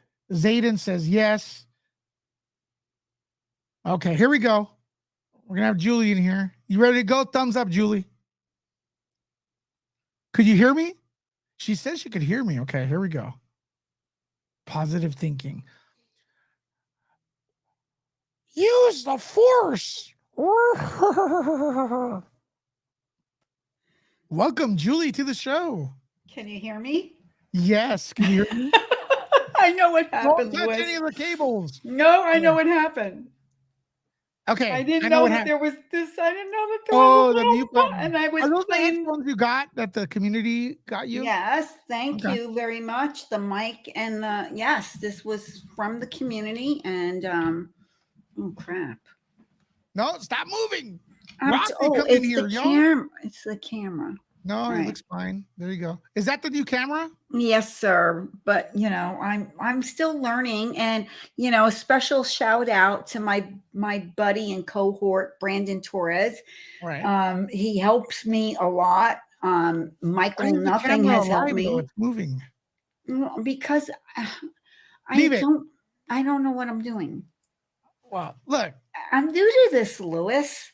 We're waiting for Rob. He should be in here in a little bit. Make sure to share, sub, hit the notification, whatever. Just hook up this channel, man. I'm failing. A couple weeks ago, you didn't have this set up. No. Could you guys tell the difference in the comments? Because it looks freaking great right now. It looks great. It looks way better. You just need a little bit more lighting. That's it. Oh, well, yeah. Let me. You're going to do that? I'm going to hang on and mute me. Right. Oh, you look better there. Look at the avatar.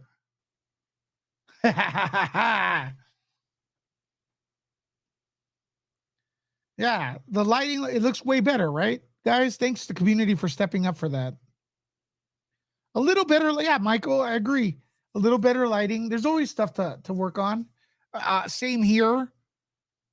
I'm not this red. I feel like my color is red.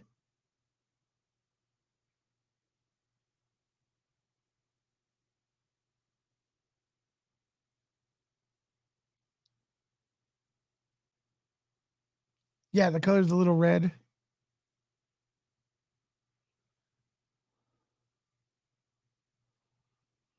All right, she's fixing it. She's fixing it right now. All right, let's go here. As we're waiting for Rob Dick to come on in here, you guys have been very patient. We went in a little bit earlier than usual. You hear me? Can you hear me now? Yeah. Okay. Is the lighting a little better? It could be a little better, but it's way better than it was. Don't worry about it, girl. You got this. Doing much better. You told her to play with the setting. Okay.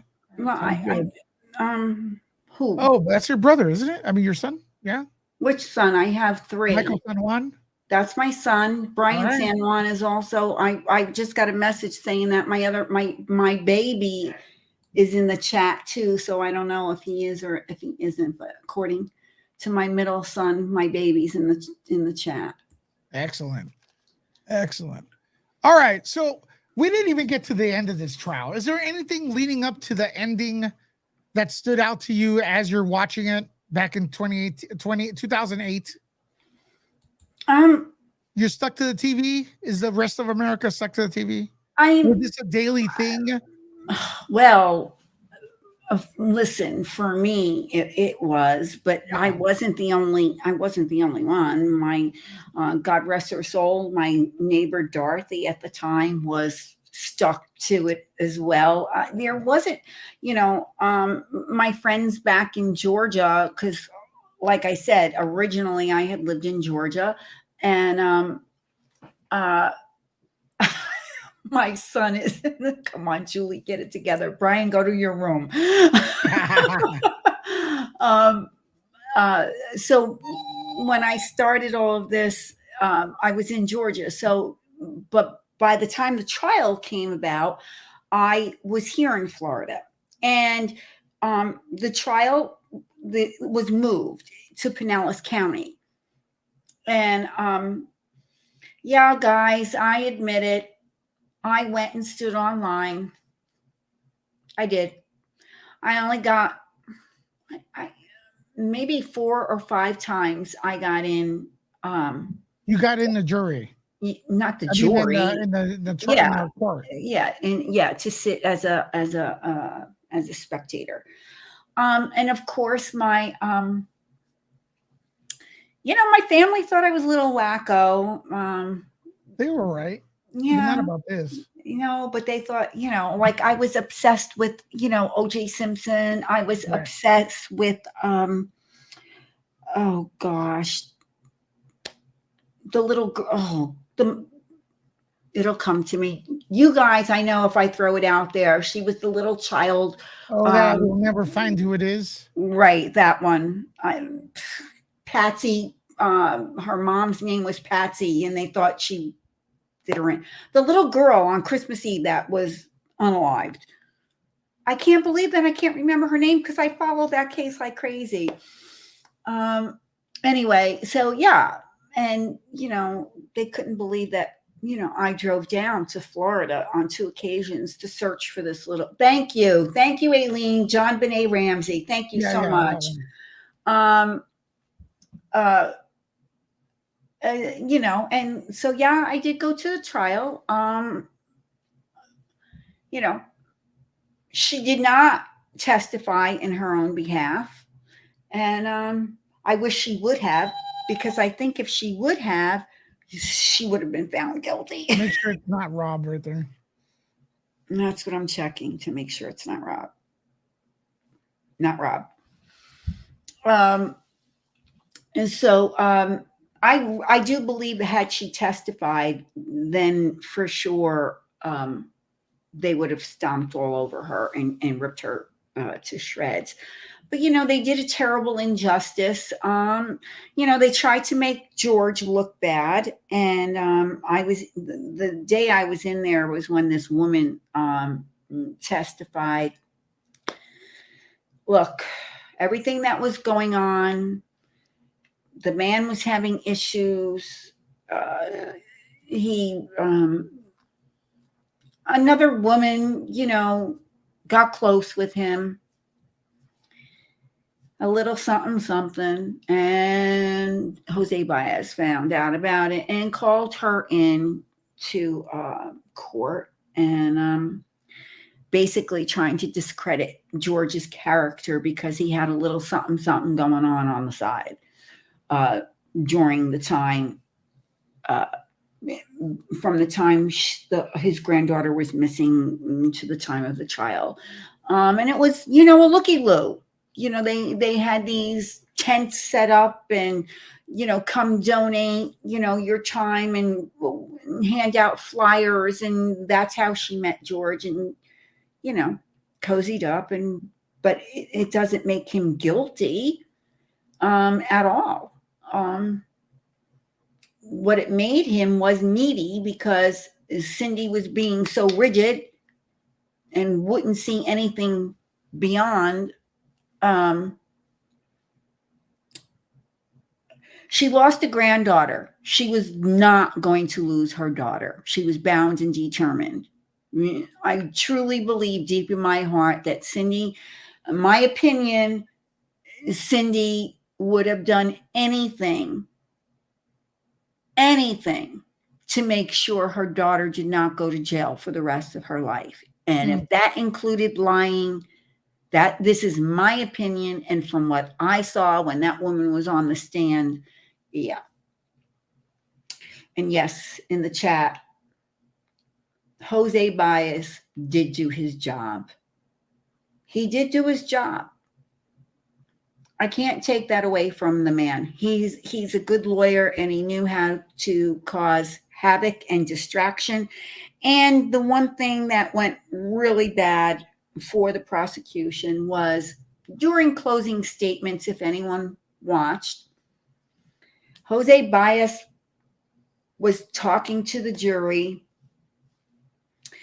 and one of the prosecutors, I can't remember his name offhand, snickered at the prosecutor's table. And out of the corner of Jose Baez's eye, he caught that. And he called the prosecutor out like that laughing man right there to the jury. That was a bad move on the prosecutor's part, in my opinion. And if I ever get into trouble, I'm going to call Jose Baez. That's for sure. Don't give Amber any ideas. Yeah, well, Gene Rick, thank you for the PayPal earlier and the super chat here as well. And also like these stories, it's scary because history repeats itself. And we got this, that I didn't really cover this as much, but it's been something I've been watching on my own time. And it's Quentin Simon. This child's been missing for a long time and was found now, unfortunately, in the wrong way. And the mom is the suspect. And again, Julie, we see not in this picture, but parallels. Young mother, absolutely good looking, blessed with a beautiful child. Look at this kid. It's heartbreaking. You know what I mean? Yeah. And it's just, this thing is pretty crazy. I don't know if anyone's following this. I have followed it. Yes, I have. I have been. I just didn't. Yeah, I didn't feel. I feel like really I could cover this because I saw it in the middle and I didn't want to just jump on it and I don't know, man. Looking at these beautiful angels like going through this. Okay, Deadpool Gaming. Let's see some hearts for Gene Rick and Deadpool Gaming with a question. If you guys want, In your opinion, what do you think happened to John Benet Ramsey? In my opinion, Deadpool, I truly believe that someone did get into the house and do harm to that little girl. I do not believe for one moment that it was John Ramsey or Patsy Ramsey. I just don't. I do believe, however, it's someone that they knew. But I don't believe it. And, I would also think that, Patsy suffered from cancer, recurring cancer. And I would think that, when she knew that she was no longer going to be on this earth, if she did do something like that, I would think that, she would say it before she took her last breath. And that's not the case. But the bottom line is that I have followed that case, and the new reports that are out there, it just doesn't match. That guy, Steve, whatever the heck his name is, that detective, he railroaded those two right from the get-go. He had tunnel vision. The crime scene was compromised, and it wasn't because of what John Ramsey did. The law enforcement agency at that time basically let everybody run amok in that house. Um, uh, I hope someday the truth will come out. I mean, they did find foreign DNA in her panties that didn't match the brother, the father, or the mother. So you tell me, how did that get there? There's a lot more to that story. So yes, my opinion is it was someone they knew that came into the house and took that little girl out of her bed.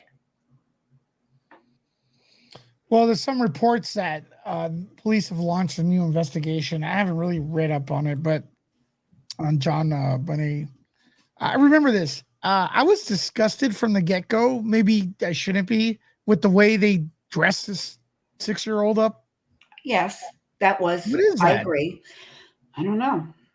There's a lot of Spanish channels too that they have these like beauty pageants for like 10-year-olds or whatever, like all made up with high heels, and it's like, yeah, that's not cute, dude. Get out of here. Um, They sexualized her, and I mean the Ramseys, the Patsy Ramsey wasn't the only one that had done this to her daughter. When you see the films of all the pageants this little girl was in, there's 15, 20 other little girls her age dressed and acting the same way. So there was like a lot of obsessed moms out there with their little girls. I don't think it was something that they intentionally did to their children. I think back in that day that things weren't what they are now. yeah. I think people are more diligent now, about how they dress their children, and even as far as putting photos out on the internet, things of that nature. But it's I don't know. Um, Well, hearts for Deadpool Gaming for that super chat question, and also Heather as well with another super chat. Thank you, Heather. the Um, Laughing Man. is That that one, Heather, you've got me on. is that No. the name, the nickname of the guy that was laughing? Yes. Yes. Heather is talking about the prosecutor. Right over there. Why Yeah. was he laughing again? Well, Jose Baez was it was during his closing argument, and he was putting forth the evidence on why Closing Casey arguments. Why she's fine? why she should be found not Right. guilty, and the evidence that he was presenting, the prosecutor found humorous, and he was sitting there and he went like that, and Jose Baez, out of the side of his eye and that ear, caught it, and And that was a mic drop moment for Jose Baez. It really was. And that was talked about for the longest time. Well, yeah, hearts for Heather as well. Mm-hmm. Hearts for Heather as well. Yeah. Thank you, Heather. Yeah, it's crazy. The guy was laughing. We had, I don't know, man. Some people, they don't pay attention. So the guy just laughed at what Jose was saying, or He just snickered. It wasn't like a ha ha ha. Like not an out loud. It's just like he was like literally sitting on the desk like this. He had his finger in his mouth and he went like that. And Jose Baez caught it, played it up, and it worked out good. Karen, what is Lewis's Patreon link, Lewis? Well, I'm dropping the link in the comments right now. We have 27 Patreons. It would be great if we get to 30. That's what's going to help this channel go full time, big time. I do have my high definition camera set up for exclusive videos and vlogging for that. So stay tuned very quickly. We have $2 tiers and up. So your support will be 3 ways. Appreciated there. Better than this place. This place unsubscribes people periodically. And also, we are $55 away from our super chat goal. So just so you all know, thanks for the support. Love it. But most important thing is to tune in to Nerd Report every time we're on. Hit the notification bell. Share the hell out of this channel. Subscribe to Rumble. Follow at NerdLecca on Twitter. And just, you tell us what you want our videos to be about, and we may go there. Exactly. As we're right now, still, hopefully is there any ETA on Rob or anything? No? Let me check. And while I'm checking, though, I do want to tell everybody, I did contact Lewis over the weekend. I was unsubscribed from Nerd Report. You were. In the Closet with Amy Goodhart and Popcorn Planet. Don't know why, but I was. And I had to resubscribe to all 3 channels. So please check and make sure you're still subscribed. No word yet, but I am going to send him another message. All right. I don't want to be a pain, but I'm going to be a pain. Just say, is there any, sorry, Rob, people are asking for you, is there an ETA? That's, it's the truth.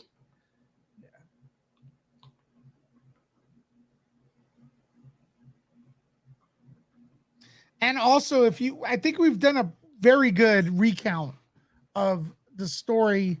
If you're not familiar with it, did you learn anything, ladies and gentlemen? If you're familiar with the trial, did you learn anything? Let me know. Something you didn't know, maybe. Say yes or no. But you could always rewind this. You could always rewind this video as well and watch that. To if you're coming in late, you could go back and get an update on what's up. And we also have the poll up. Do you think Casey Anthony is guilty? 94% yes, 6% no. The poll is in the description, pinned. Did you vote? Who are these 6% people? That means there's at least about 19 people that said that she's not guilty. Do you want to call in and let us know why? Or I would like that. I would like the one that thinks we're just going to hear you out. We're not. I'm not going to bash anybody. No, I have an open mind. I would like to hear what you have to say. So please, call in. Could I be honest with you all? There's nothing. I would love to hear that a mom didn't end their own child. I would love to hear why, and somehow that didn't happen like that. I don't need that story in my brain. So if, did you learn anything new? Someone says no. All right. Brian, son, what? Your son? No. What? My son said what? He didn't learn anything new from you. Oh, well. Yeah. Brian, I'm trying to be polite. Heather, what's up? At the end of the day, the physical evidence there wasn't there to convict. She's still guilty though. Okay. But the lies, man. What about the physical? I don't work there, you know? What happened? What's so Yeah. funny? My son, he put in the chat, I'm too distracted by Julie's accent to actually hear what she's saying. He's such a jerk. Oh my God, my boys, they need to like fly away. He has an accent to you guys? I don't have an accent. Brian? Could be people that accidentally bumped. No. Yeah, maybe. Could have just been only if you watched the child, not based on it. Well, that's true, Dandy. That's true. Okay. Dandy. Only if they watch the trial, not based on MSM. Isn't that universal?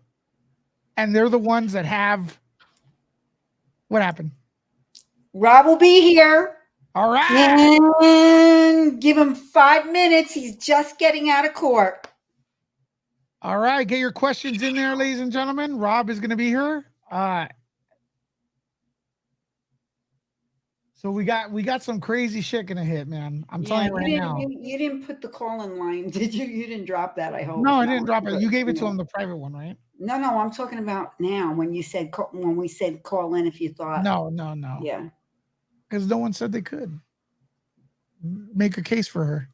Now, guys, listen. When Rob gets here, please let's all give him a warm welcome and let's also be kind and very respectful in the chat. So basically how we know to do it. Yeah. I'm dropping the retweet right here. In the comments. So you guys can get people in here. Let's share that right now.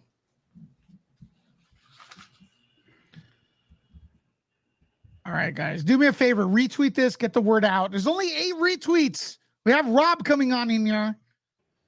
Rob himself retweeted it. Huh. Yeah, Rob retweeted it. Do me a favor, guys. Retweet this. Let's get it up to 20 retweets. You retweet right here. Press the heart. Also, on the bottom, tag. You could tag people that are covering this case. I know there's groups that are on this case. Casey Anthony case, tag them so they know what's up, so we could kind of like support them and they could support us as well. Right here, I'm dropping the link for you all to retweet this right now as we wait for Rob Dick to come on in here. He's got inside story. He's got insights on how Casey really is. No cameras, just everything, dude. Like, you catch what I'm saying? And I don't think he's going to hold back, Julie. What do you think? Rob, hold back? No. Oh, shit. No. Shit's going to get real. So maybe in a way it's going to get real, folks. And maybe in a way it's a good thing that, I hate the fact that they're not monetizing this because I don't know what I said. But I guess in a way it's a good thing that happened because Rob is gonna say it like it is. Mm-hmm.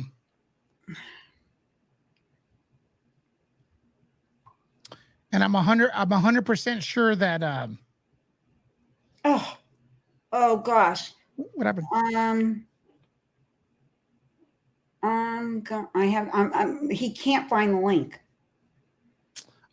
Just go ahead. Okay, he can't find the link.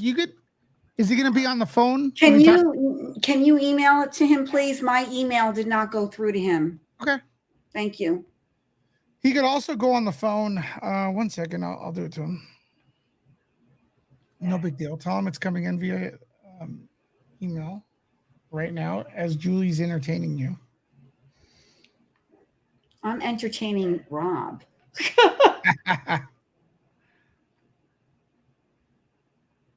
See right here. Where's your last email, damn it?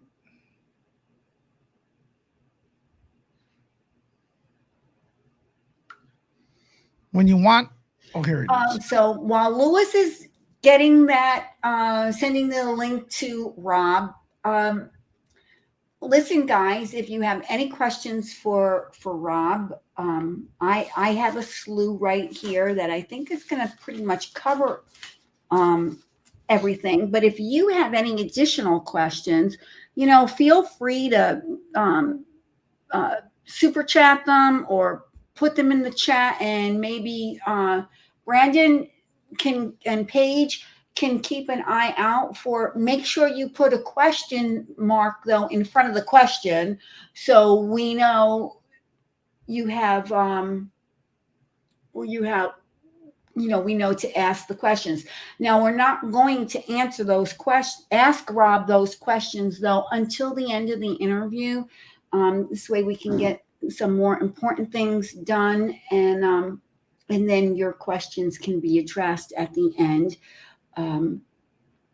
as time permits. Right. So I did send the link. So if you want to tell him, it's on is in his email. If Okay. the email you gave me was correct, if not, I'll resend it again. That's not a problem.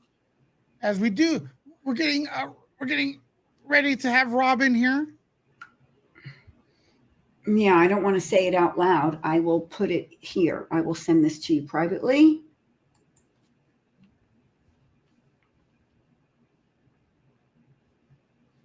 I'll show you the one I sent it to. The private. Is that it?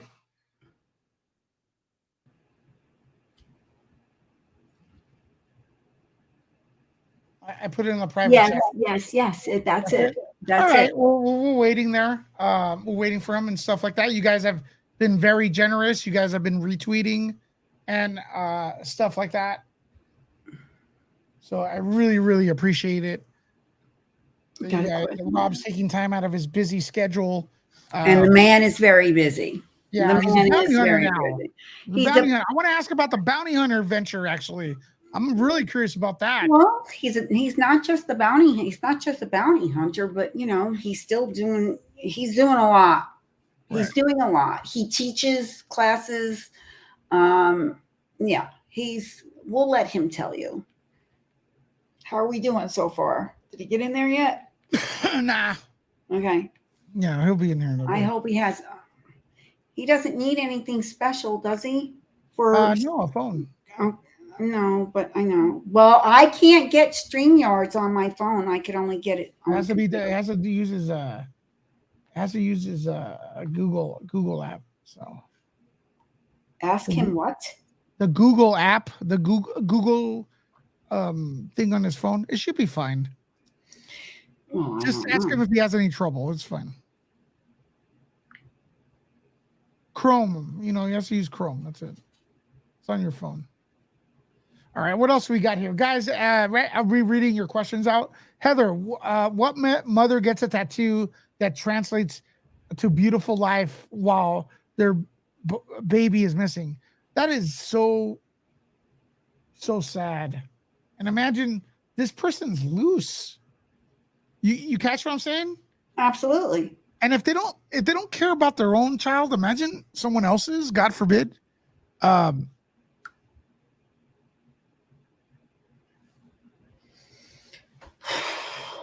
be pretty nasty. Like these people that are just out and about, man. We don't even know.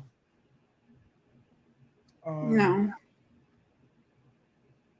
I got a picture of Rob with Casey Anthony. Actually, let me push that up so you guys can see how close he was with her.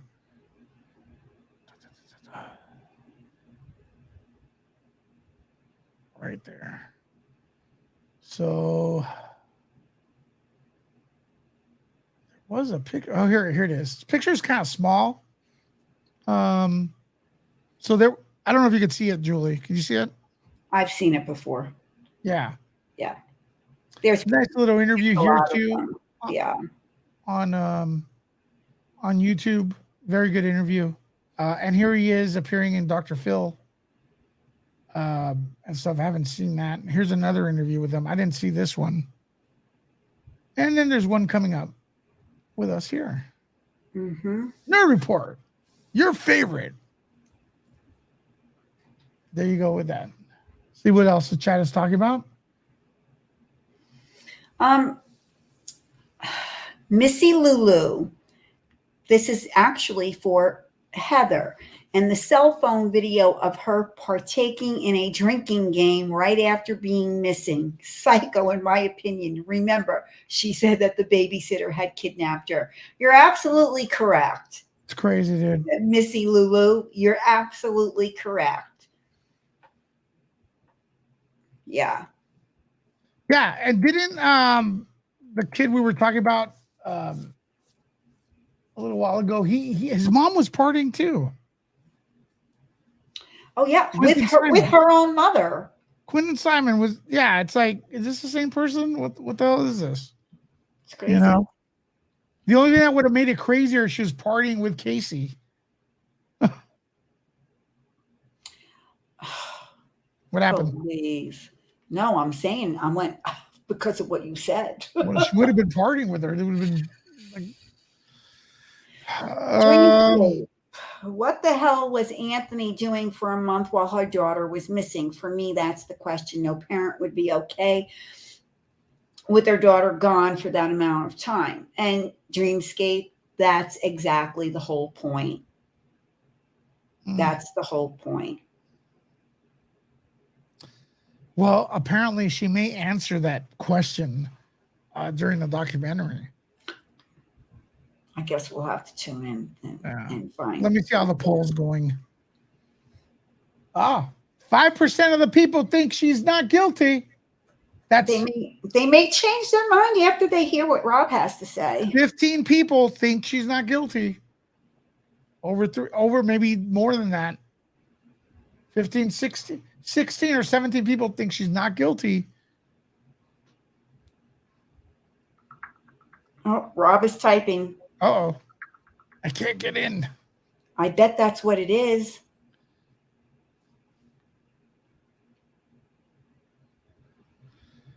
My question is how... Oh, he's coming in. I see him. Oh, cool. All right. That's... Well, I see his name. I don't see the... Let's see how that works. All right. All right. I see him in the background. Rob, I want to give me a thumbs up if you're ready to go, brother. All right. He put me a thumbs up. Now, I want to reintroduce this gentleman right here. I want to thank him for coming on here. I want to thank Julie for hooking this up. The reason we're doing this is because this is going to be, the Casey Anthony case is going to be very relevant. And upon research, Rob Dick is actually a very important person here because he has the insight more than most. And I'm curious. I'm going to ask him a few questions because this is going to be very interesting. That's all I'm going to say. But Rob Dick, thank you. Welcome to Nerd Report here. How you doing, bro? Good. Just one of those Mondays, though. Oh, yeah. Hey, Rob, it's been a minute, huh? Yeah. It's been a minute. I'm so glad to see you again. It's been a long time. Sorry it's like this, but thank you for doing this. Yeah, no problem. I apologize for being late. Got hung up in court. 1 o'clock appearance didn't get called till about 10 minutes ago. So, all right. All right. And everyone watching, if you guys want to bookmark what time he shows up, if you just want to go for it, we'll be doing that in the future. So, Rob, the reason this is very relevant right now is because I don't know if you're aware, but Peacock is working on a documentary that's probably going to bring the case of Casey Anthony to the forefront again. And I believe that airs tomorrow. Are you aware of that documentary? Oh, yeah. I just think it's comical. It's comical.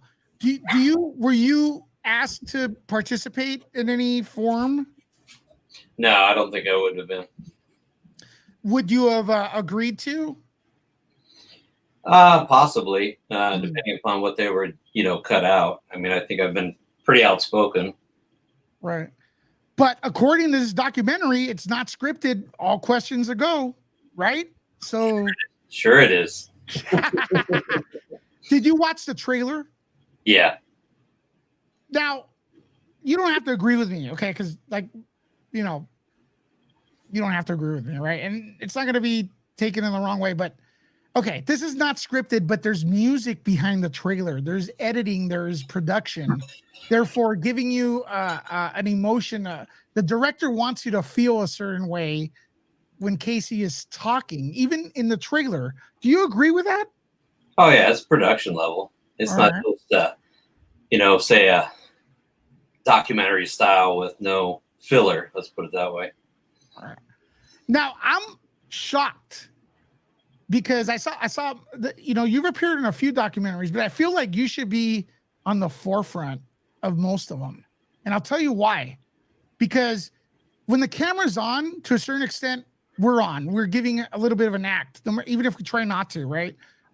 Even the reality shows are kind of like fake, right? But you got to hang out with Casey Anthony for real. You saw her guard down. Am I wrong? How did that come about? And could you explain how much time and the time with her? Well, I think the interesting part about it is that, yeah, this is not when you're sitting here focused looking at a camera. This was day-to-day life, from the time that we bailed her out of jail until she went back into custody. So basically the job is to first off protect the bond. It's a $500,000 bond. So we got to make sure that, she doesn't flee, she doesn't harm herself, all those things that are standard in any bail bond transaction. But what that allowed being in and around from the moment she steps out of jail, to meeting with her parents, back in the house, and then day-to-day life during all the craziness when it first got going, when she first got out. And it gives an insight to what she's really like. How is she really like? Tell it. She was enjoying it. I mean, she was the star of her own reality show. Wow. Rob, can you tell us why you decided to bail Casey out in the first place? Well, it wasn't me. It was Leonard. Leonard's idea was to do that. Leonard Padilla, he did it for a couple of reasons. One, obviously, there is some notoriety in high-profile cases. Got to be honest about that. Number two, it gets you kind of inside through the contract that you're able to be in and around folks and what's going on with, we've done it in several cases. We actually did it in almost the identical case here, only it was a mother and father that killed their child. And it just didn't make the media like this one did. We bailed the mom out, and then she just broke down and told the whole story, and that case was resolved. Unfortunately that child died too, but so there's multiple reasons to do it, What were the terms of her bond? Well, mainly that we would have 24-hour access with her, which is allowed per contract, as far as keeping that liability in front of you. You don't do it on everyone, but a lot of high profile bonds might have ankle monitor, might have guarding, those terms. So with her, she was already on court ordered ankle monitor. So that wasn't a bail condition that we did because she was already on the court. So all we instituted is that we had to be watching her 24/7 to make sure nothing happened. Well, the $1 billion question here is, I mean, I have a lot of others, but this one, I know the answer, but I'm going to ask it for the audience. Mm-hmm. How was it decided that you, Rob Dick, was going to be her personal guard? Out of everybody else, why was it you? Well, mainly it was just Leonard and I, really. I mean, Leonard and I did a lot of things together. We bounty hunted for years and years as a team. Him mainly in the office and me with different people going out and picking up fugitives. So when we decided to do this, it was him and I that were going to do it. I mean, there were other people that work with us right in and out of the scenario as well. But I'm usually the lead just because he takes the office, I take the field type stuff. How, when you bailed Casey out and you brought her home for the first time. Well, let me backtrack. There was a meeting with the Anthonys prior to you bailing her out. Is that correct? Correct. It was a meeting with the family before then. They were a little cautious, like they should be. They didn't know us. It was an offer to bail her out. This was the very first one. There was several others as it went on, but the very first one, Cindy was very gracious, that anyone would help, get her daughter out.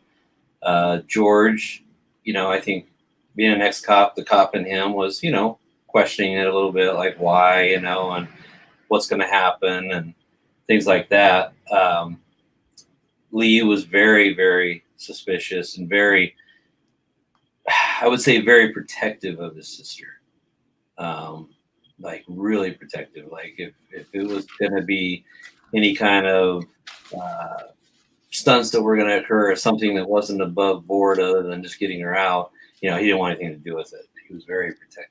You spent how long of a period of time? Because I believe I read somewhere she was out for 2 months.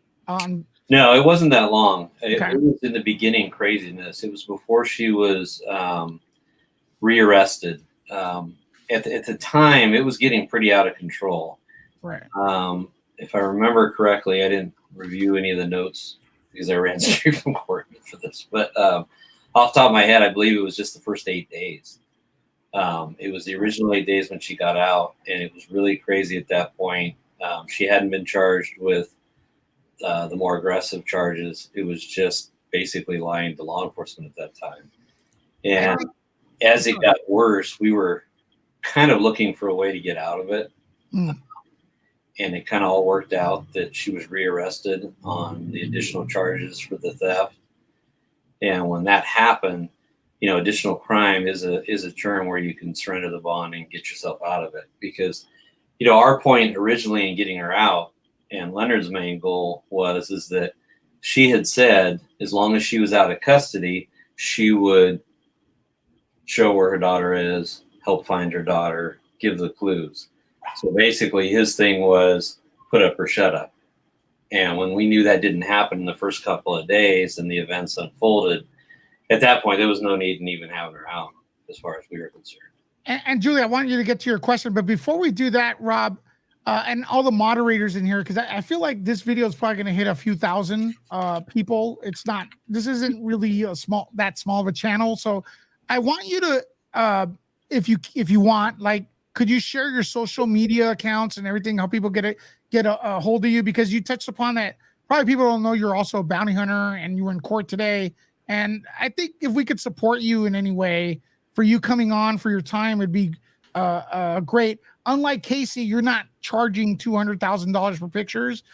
So maybe we could get you a few followers. Is there a way people could follow you so the moderators could share that link in the comments? Is there a place you would set like a yeah, I mean, my regular accounts are Rob Dick PI. Mm-hmm. And then I do have a website that actually needs a little bit updating, but I've been involved with a serial killer case that's gone on about 23 years where we're recovering bodies. Wow. So it's a pretty interesting case, and I got a lot of stuff on it on that. And that's thehumanhunters.com. Next show. Well, if you want to come on here, I could give you a little bit of a boost. Yeah. I don't know if you guys can see that, but that's him back there. Oh, okay. Well, I want to get this question in here because I know Julie's got like way more detail than I do about the case, but I believe I heard or I saw you during an interview state that Casey Anthony, like during that time, she was very flirtatious. Now, did she ever make a move on you? Because this is a serious question. I mean, people are probably going to laugh, but was she flirtatious with you? I know you're a handsome guy now. You were a handsome guy then. You were sporting a mullet, but you rocked it pretty well. Back then. Okay, I see the mullet. But way back. Your mullet was good. But so let me ask you, how was she a little bit like, did she ever cross the line a little bit from professionalism with you, or could you talk about that? I think she always does. She's very flirtatious. In fact, there was a joke about that we called it the sunglass game. Every time in the car, she'd be in the back seat, and I'd always position her to, while I'm driving, I can see her in the rearview mirror, and then of course drive, and then we'd have a chase car for just all the craziness. But she would always, look into the mirror and talk and bring her sunglasses down and try to, just kind of flirt back and forth. I mean, I think that's just her nature. I think that's always going to be her. Yeah. Go ahead. Rob, when you were driving her back and forth to Jose Baez's office, her demeanor on the way to the office as opposed to on her way from the office, was there any difference in her demeanor going and coming? No, it just depended on what Baez instructed her to do. She wasn't a very good actor. I mean, that's one of the things that I think people mistook her as a good liar and a good actor. And I don't think that's really true. I think she just lied all her life.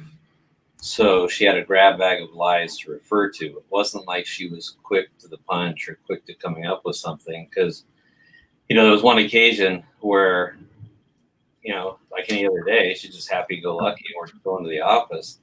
And when we leave, she's talking about how the media is, trying to pay Jose, give him big spreads for lunch, and trying to get that deal going where an interview might happen or something like that.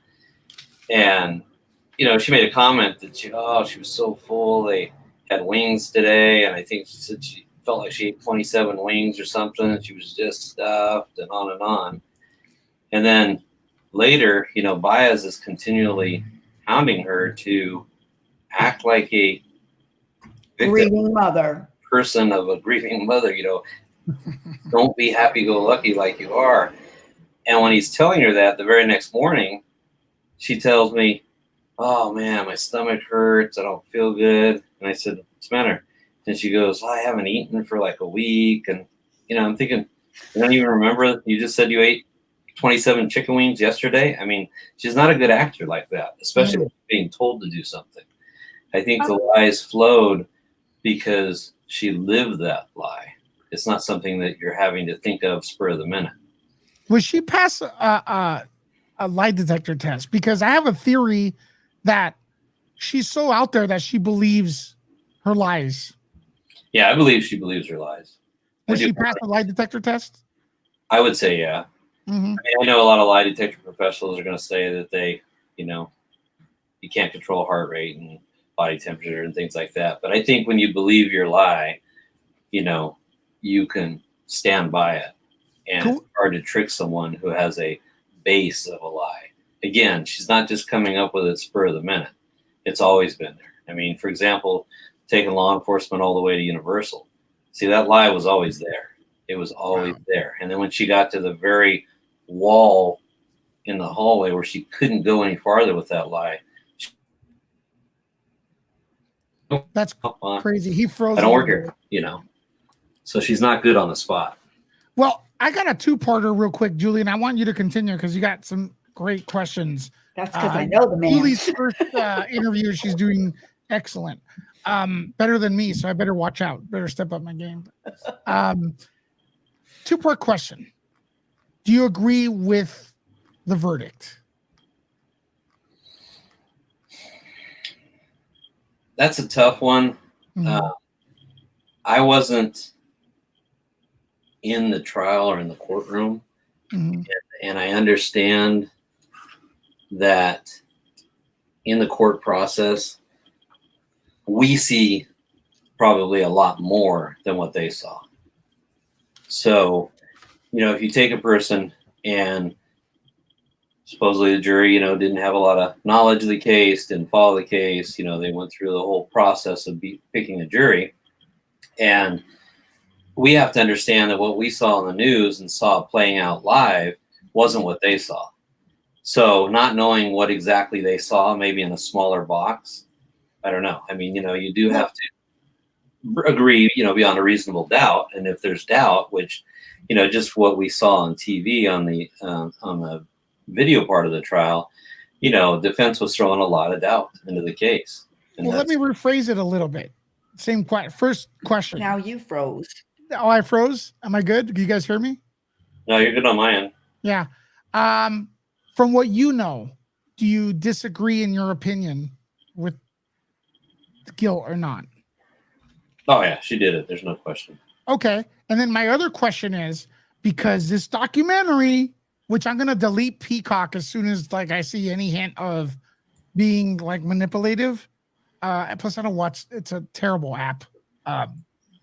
What a coincidence, she works at Universal allegedly, and it's Universal putting that shit out. Oh, I just thought of that right now. But anyways, is there anything in that documentary, or are you going to keep an open mind if you watch it? Do you think there's a possibility you could have a mind change, or you could change your mind? No. Okay. No, I mean, from what we know of the leaks or the little bit that's been put out, it's basically the same old third version of what happened. Mm-hmm. You know, and she's going to point to George, throw him under the bus, and you know, all that stuff was said in the opening statements for Baez, though they never talked about it when it went to trial. You know, Exactly. And speaking of George, you spent time in the house, you know, as well as Tracy did, and we're going to talk about Tracy, but not yet. What were the family dynamics between, what did you observe between Cindy, George, and Casey while you were in the home? well, the thing that I think is what's sad that a lot of people didn't witness is George was a grieving grandfather the entire time. I mean, he was someone who was always searching for Kaylee. It wasn't an act. He wasn't putting that on. He wasn't part of it. Cindy runs the house. I mean, Cindy runs the house. Okay. And George had to kind of be told to leave a couple times because, you know, he wanted answers, and Cindy doesn't run the house that way. You know, Cindy's opinion is that Casey will tell us the details when she's ready, you know, and to kind of treat her like with kid gloves. And I think that's a frustration. I think George didn't have time for that. I mean, you know, he knew his granddaughter was at stake. She was missing at the time. What was it like between mother and daughter? Was there friction? Did you notice any friction with them?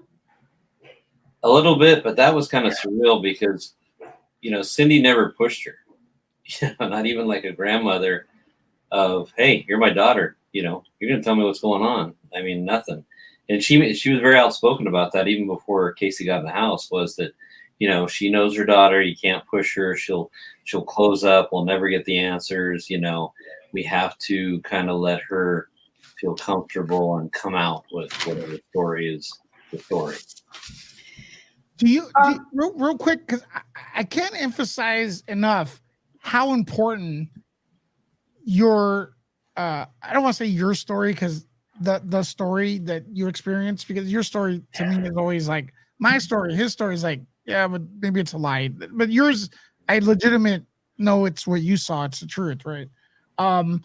Do you find, is it weird? Because I find it weird that more documentaries haven't reached out to you, because I feel like you have reached behind the curtain. You know, you've seen the Wizard of Oz, you know, like the metaphor, you've seen the real Casey. And I don't feel like when she's being interrogated by the investigators is as a big deal as you sharing this with us.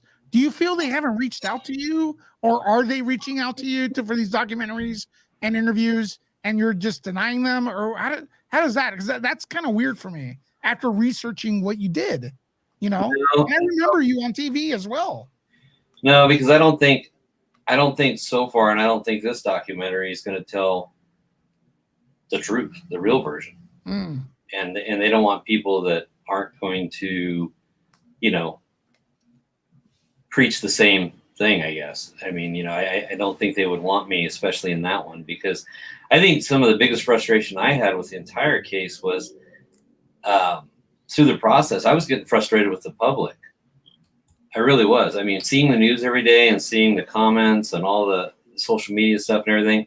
I mean, the biggest topic was she's a horrible mother. She didn't report her kid missing for 31 days.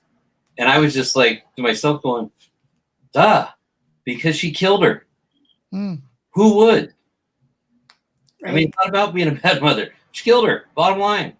So she's not going to run to the cops and go, hey, by the way, killed my kid, put her over here. I mean, you know, so, and, you know, one thing I learned from Leonard, and I have to give him credit for this, is that he always stressed you got to go in with an open mind.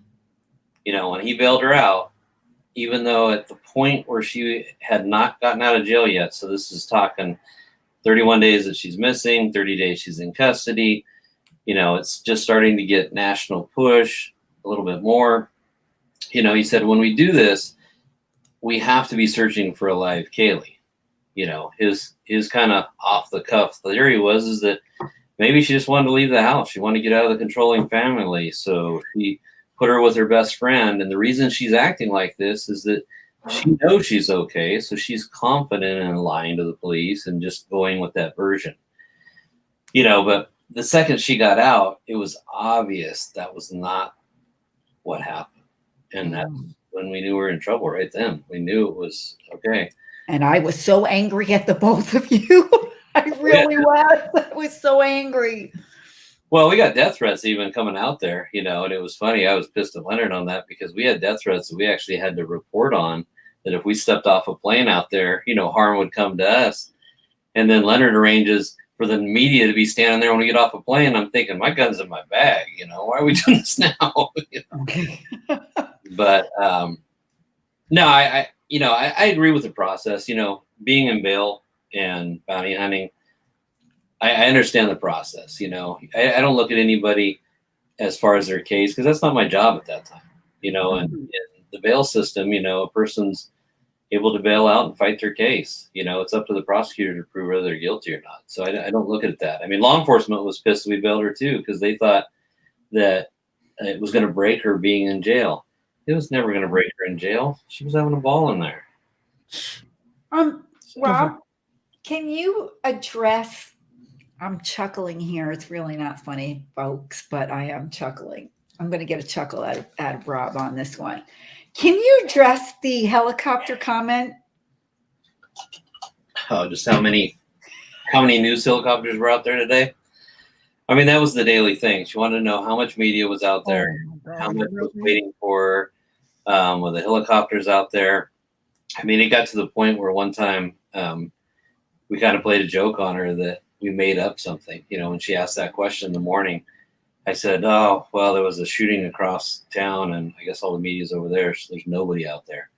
And immediately you could see it in her face. She was just heartbroken that, you know, it's like her show was canceled that day for that couple hours.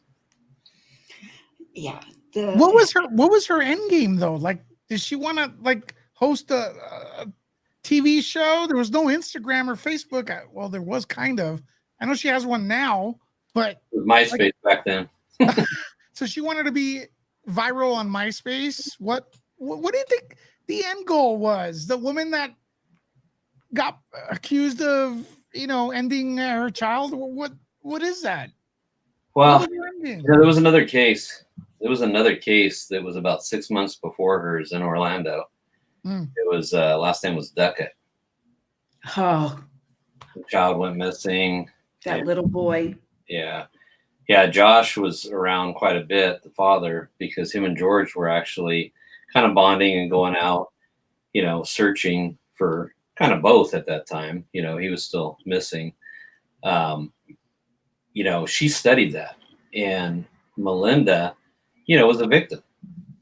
The mother was a victim. You know, her child was stolen, you know, poor Melinda, you know, and things, people were looking at her like that. And I really think that Casey saw that as a, hey, I could be famous that way.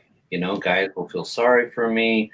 You know, my kid was kidnapped eventually. Yeah, kidnapper probably killed him, you know, killed her, something like that. And I think that was her, you know, kind of philosophy that I don't think she ever felt she wasn't going to get away with it, because she always thought she was smarter than everybody. And but look at how that ended. Look at what Melinda did to herself. Well, yeah, that's just she couldn't handle it. She couldn't handle Nancy, and she went home and committed suicide. Nope. Yeah. But see, that's the difference. We knew after being around Casey, Casey's never going to kill herself, ever. Yeah. Also, refresh my memory on this. Was there not only she had a slip of the tongue in the car in regards to Kaylee's clothing? Past tense, the way it was said. Something to the effect of they haven't even, there's our Leonard and Rob. Anyway, they haven't even found Kaylee's clothing or something to that effect. Yeah, they haven't even found Kaylee's clothing yet. What was the conversation? What were you talking about that it led up to her making that statement? You know, I have a lot of notes on this, but off the top of my head, I can't remember why that came out that way. Okay. I honestly can't. I do remember now that you refreshed my memory of that statement that they haven't even found the clothes yet. But yeah, off the top of my head, I can't think of what the comment was regarding found. That's fair. Do you real quick? Let me get in here. There was a little bit of a debate before you came on about watching this documentary. How kind of like we're indirectly supporting it. What is your take on that? Like, because you know her and stuff like that. Are you gonna watch it, and do you feel like we should watch it to counter any nonsense that was in there? Because that's kind of like what I'm leaning towards. Is like I don't want to comment on a documentary and assume without watching it. I feel like a lot of people nowadays, they assume things and they don't really know anything about it. So what is your opinion? Should people watch this or not? Yeah, I'm kind of on the fence. Same thing. Okay. I hate the supporting of it, but unfortunately today, I think, you got a train wreck. Everybody's going to look at it. You got a car wreck. What I'm going to do is if it does lie, Rob and Jules and everyone watching, I'm going to make a video, and the video is going to be called How to Unsubscribe from Peacock. All it's going to do. Well, you might as well start that video now because it's going to be a lie. But all right. And that's the unfortunate part, because she actually could come out and tell the truth, but you couldn't believe her. She says the truth. She doesn't go back to jail, right? No, she can't be tried twice for the same crime. So no. Right, but she wouldn't do it anyway, just because she also doesn't want to be looked upon in a bad light. I know that's funny to say because everybody looks at her that way, but in her mind, she's you're familiar with Amber Heard, right? There's a little bit of a parallel thinking with Amber Heard in her. Only worse. Jules, go for it. Okay. Since her acquittal, have you had any contact with her at all? No, not at all. Did she ever try to reach out to you or Leonard? Tracy? No. And they wouldn't. I think I would be okay with George, maybe Cindy, but there was a point, just because of us being outspoken, that like when they had the funeral for Kaylee, we were actually banned. Leonard and I couldn't go to it. We were banned from the funeral by Cindy. Oh, that I did not know. That is new news to me. Wow. I apologize for this picture. It's pixelated. I couldn't find a larger picture. 2008, people weren't that obsessed with photos. I don't know if there's a bigger picture, better picture available of this, but I believe this is you and Casey Anthony here. It is, with her stolen sunglasses. And stuff. And I don't know what you're doing, man, but you haven't aged a bit. So Jules? Well, it's been 14 years since that unfortunate event took place. And as I said, which, by the way, I forgot to say thank you. Thank you for the birthday message that you sent me. I appreciate that, Rob. And given that, I made it no secret when you two rolled into town, that I was just pleased with the fact that she was getting bonded out. And I did think the same way as law enforcement. She's gonna hate it in there, and she'll break. And you got her out, and I was mad. I was very angry until the second search, the one in November, not the one in August, but the one in November. And I don't know if you recall this, but the Anthony's former attorney, and his name is escaping me now, but yeah, at his club the night before the search, we all gathered. And I had the opportunity to speak with Leonard. And he's like, don't believe everything you read. Because I expressed my displeasure. I was even like, what are you doing here? Why are you here? You bailed her out. And he said, you're going to find out. It's not what you think, and he did say that, he did tell me, and I did share this with Lewis yesterday, that when I had that conversation with Leonard, he did admit that a little bit was about the notoriety. And I said to Lewis, when you ask Rob is straight up honest, and he'll tell you. And Rob said it, a little bit had to do with that. But Leonard came off as quirky on the TV. I think media portrayed him that way, and he played into it. But speaking one-on-one with him, the man was not quirky. Once I got to know him, especially when he came to the command center the next day, he's smart. He's a smart man. Yeah, Leonard's very smart, and he's gone to law school, and he's got a lot of experience, and he does enjoy also that, as it was called, flamboyant appearance on on TV. And in fact, some of the appearances, we were kind of laughing about it because Nancy really liked having him on, and the producers even said, yeah, you're kind of mellow, sit there, calm. He's very animated and out there, so they really liked to have him more than me. So sometimes when he was on Nancy or some of the live shows, he was just repeating what we had seen or told him. He wasn't even in the house, but like him as the face. Yeah. Which is okay with that too, because sometimes that allows me to be a little bit more in the background and, really talk to people. But, one of the things that I think, I don't know if you want to hear this real quick, but just a side. Yes, absolutely. When I got into bounty hunting, I thought it was all secret. I thought it was all, you don't want to use your name. You want to hide. Nobody should see you. You sneak up on people and all that. And first one I went out with him in the real world, chasing somebody, he already had that local kind of famous or infamous, if you will, in the community. So everybody knew him. And it amazed me that we pull into the apartment complex and everybody comes running up to the truck and says, Leonard, who are you looking for? And he goes, this guy. Oh, yeah, he's right there. He lives in that apartment. And I was like, wow, you don't have to be secret. You can be out there. You just have to be able to carry yourself and work both sides of it.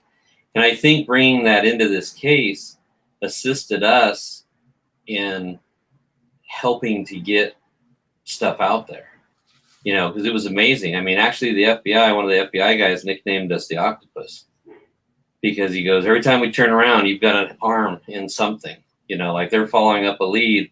And then we're like, hey, well, if you want it, just come over here. We got all this stuff. And they're like, how did you get it? Well, they brought it to us. Because that's one of the things. People will like to come up and talk to somebody that isn't law enforcement sometimes. Law enforcement, even coming from law enforcement, I'm very pro law enforcement, but in some people, there's a stigma that they just don't want to talk to them. They don't want to see that authority. They don't want to talk to that person. Oh, but we're not law enforcement. Hey, we can talk to you. You're part of it. and we were getting information that even law enforcement wasn't getting.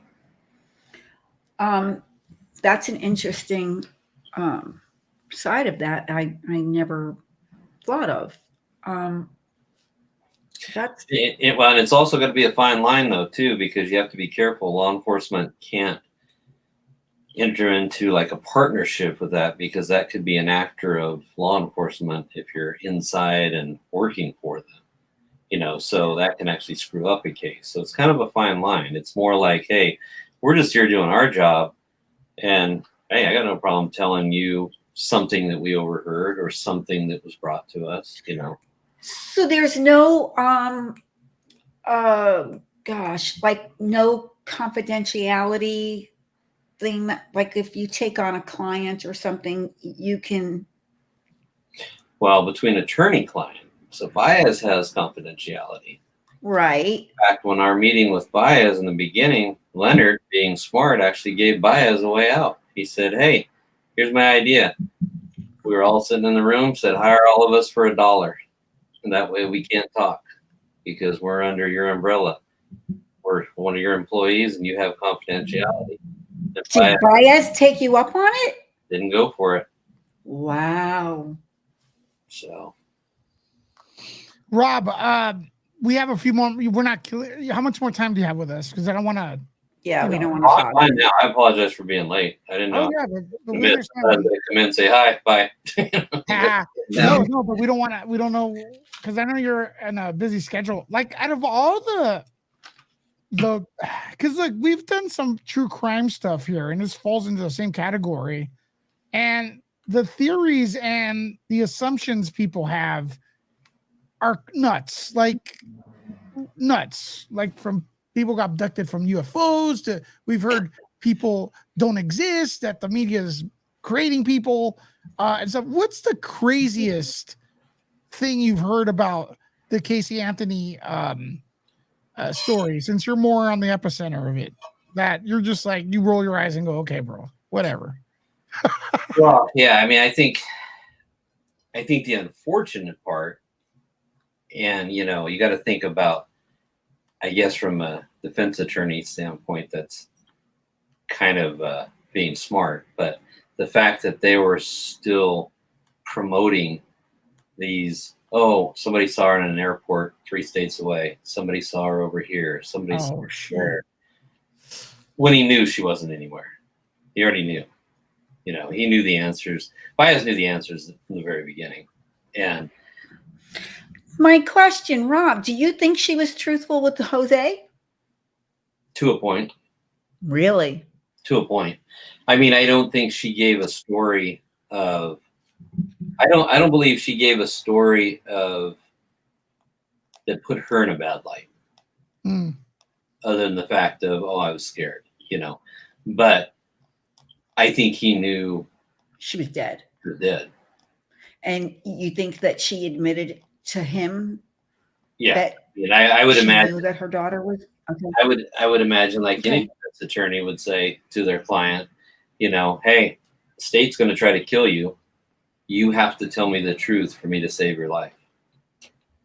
So Dreamscape here has a question. I'm going to add a little bit to it as well. I read somewhere that Casey's family actually had a fake graduation party and she never graduated. So just to like show her friends and family, yeah, she graduated, but behind closed doors, they know it was bull crap, fake graduation party, to just show a front. So the question here is, what stands out in your mind as the most bizarre interaction you had with any Anthony family? I think that situation I just mentioned is bizarre, if true. Was there anything that stood out with you that was bizarre? Like the most bizarre thing? Well, kind of along those lines, the story that her Cindy's brother, when Casey was pregnant at the family reunion, and the brother's like, anybody going to talk about this? And Cindy's like, oh, wow. She's not pregnant. She's retaining water. And they denied that she was even pregnant. I mean, of course, that's just a story that they've said, just like the one you told. But as far as witnessing, I think just the interactions between them just weren't like a regular family would react. And I think that's where we were having the problems. I mean, and I feel bad for George. I really do. I gotta put that out there. I really feel bad for George, because I think, and I tell people this when somebody asks me about George, I know for a fact, in my heart anyway, that he had nothing to do with any of that. I'm with you. His actions from the very beginning were nothing but compassion for trying to find his daughter. I mean, I think George, that first day, that next morning, was so pissed off, I think he would probably kill whoever harmed his granddaughter. I mean, that's the kind of man he was. And I think what people are failing to realize is that I don't know that any one of us could put ourselves in his shoes. I mean, imagine this for a moment, that you love your granddaughter and would do anything to protect her and take out whoever harmed her. And somewhere in the middle of it, even though it's far from you to believe, or not wanting to believe, you figure out it's your own child that took her life. Yeah. And now you have to ask yourself, should I lose both of them? Because there's a certain point where if you watch the whole progression, he was very cooperative. He wanted to find who did it. He knew that Casey knew something about it. He had to get to the bottom. He needed the answers. And there was a part where he just backed out and quit cooperating and just stopped talking. And I don't believe that was because he had any guilt or any wrongdoing. It's just, I think he had to address in his own mind, the more I help, the more I'm helping the state kill my daughter now. I've already lost my granddaughter. Right. I mean, that's hard to wrap your head around. I don't think anybody that's not in that position can even give an opinion of that. Where would you be? Well, there's articles now that she's open for a lawsuit by him, and I think like love is lost between George and Casey's dad and her at this point. The accusations are the lowest of the low. He did hire an attorney, and they're waiting for after the documentary to be aired. And yeah, I think this will be the final straw again. I mean, I hate to say it again, but he was kind of done with her after the trial and after all the things that happened. And then when he got in that horrible wreck and almost lost his life, I think he kind of resolved himself with, well, it's still my daughter. Maybe I should forgive a little bit and meet up with her. I know that Dr. Oz was trying to, probably for ratings, but make a reunion show with Casey and Cindy and George coming back together, and she just blew him off, told him screw off. And so now with this latest thing, I think he's going to be finally done with her. So Michael's, and then we'll get back to you. Michael San Juan is asking, do you think there was evidence that would have changed the jury's mind? Now, I will add to this, there was also, and I don't know if this is right, if this was true, because it's been a long time since this trial actually, and it was like internet obsession. I feel like everything is documented way harder nowadays, and it wouldn't get past us. But there was actually experts went through her computer and found some odd searches, but the foolproof suffocation search history part was not included during the trial because the experts missed it. Is there any truth to that? And even Ashton came out and said that the DA on it, that their expert only went through search history of one browser. Oh my gosh. And then it was kind of a bombshell on another show I appeared on with Marcia Clark. Marcia Clark did a first 48 of the cold cases, and so the first show was on this. And it was going to be more about what I had to say. However, there was a computer expert that just randomly requested the hard drive from Orange County Sheriff, got the hard drive because of the Sunshine Law, they give up everything. And she went through and forensically found that there were other browsers that had worse search history, and was able to show that, it had to be Casey because of the way it was logged into. And during the time period, Casey was at home. Right. And they proved that Cindy was at work during the trial because Cindy tried to cover for it on the chlorophyll. Yeah. That she was looking up chlorophyll and misspelled it. And that's where the chloroform came from. But yeah, I remember that. And it was funny too, because when we were talking to law enforcement about that, it's kind of a tough tool or a tough situation for law enforcement too, because are you really going to charge the grieving grandmother for, a little bit? I was all for it. I know, a lot of people were, but it's going to be bad all the way around, so she didn't get charged with that.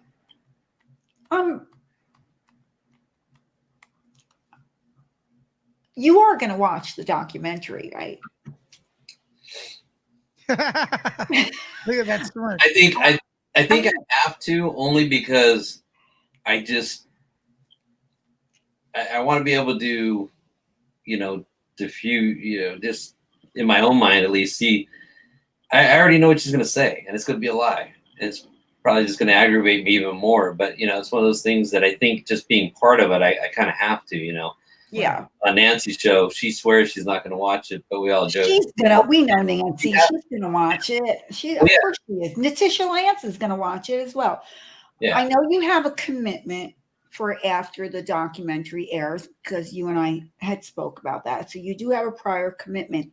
After you do the Nancy Grace follow-up, would you kindly come back here and give us your take?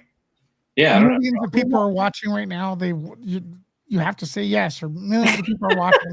No, I don't mean to put you on the spot, Rob, but we would not keep you long if it's possible. I mean, I know you are a good man. I don't have a problem with that. I mean, it's just, it'd be interesting to see what happens in it. I mean, of course, I got to watch it just to see. But yeah, I don't want to watch it, but I'm going to watch it. I want to wrap up the Casey portion, because I do want to ask a little bit about your bounty hunting. Yes, that's you. And do you have any other questions, Jules, or you're good? No, I think, during the pre-show, I covered it, and, Rob and I are pretty much on the same page, and I'm going to just make this statement. It's been 14 years. And since that little girl went missing and that 911 call was made, and to this day, 14 years later, I still, in my opinion, feel that Casey Anthony was responsible for the death of Kaylee. Rob, what say you? Which 911 call? Smells like there's a damn dead body in my car. That one. Oh. Well, Rob, also, I want to before that the Casey portion, because I do want to get, if you could stay a little bit longer for the bounty hunting portion, for a few minutes. Is there anything else after you answer Julie's question that you want to add to this conversation? Feel free to do so. Yeah, I think she did it. That's my opinion. Mm-hmm. I don't think when you actually look at the timeline, I mean, we worked on a timeline and have a complete timeline of, all of it, from when it happened to how long she was in the car, in the trunk, to when she was dumped. And I think it was pretty obvious. And I think, unfortunately, the jury was kind of overwhelmed with some scientific stuff that Baez was also able to kind of refute as junk science, new technology. And it's unfortunate. I mean, you have to think, I look at it like this, especially when it comes to science. Yeah, a lot of science, if you're not into it, it'll put you to sleep. But I mean, if you went back 30 years ago and I told you, hey, one day I'll touch this counter and you'll be able to see through DNA who touched the counter. 30 years ago, you'd think that guy was crazy. Yeah. So just like, the fingerprints, when they first came out, what do you mean there's not one person that has two people that have the same fingerprint? I mean, it's just the evolution of science. And I think that partly hurt the trial. But I think if you just go back to the basics and exactly how it played out, and I guess I do have a little bit more of an insight just being there and seeing the reaction, that was just 100%. It's just all bad. I mean, it's all bad. Yeah. Are you still in touch with Tracy? A little bit. She's had some health problems. Oh, I'm sorry to hear that. Okay. All right. That's okay. Yeah. Well, apparently there's Drunk Lauren, which is actually a friend of ours, has a question for you. But it's like, what's the question, Drunk Lauren? Deadpool, you could super chat it and then bring it in there. I don't know what it is, but I'll Yeah, read it. I'll read it what it definitely. is. Yeah, Thanks for super the chat it. support. Okay, so listen, if you can't come back to comment about the Casey trial thing, I'm good with that.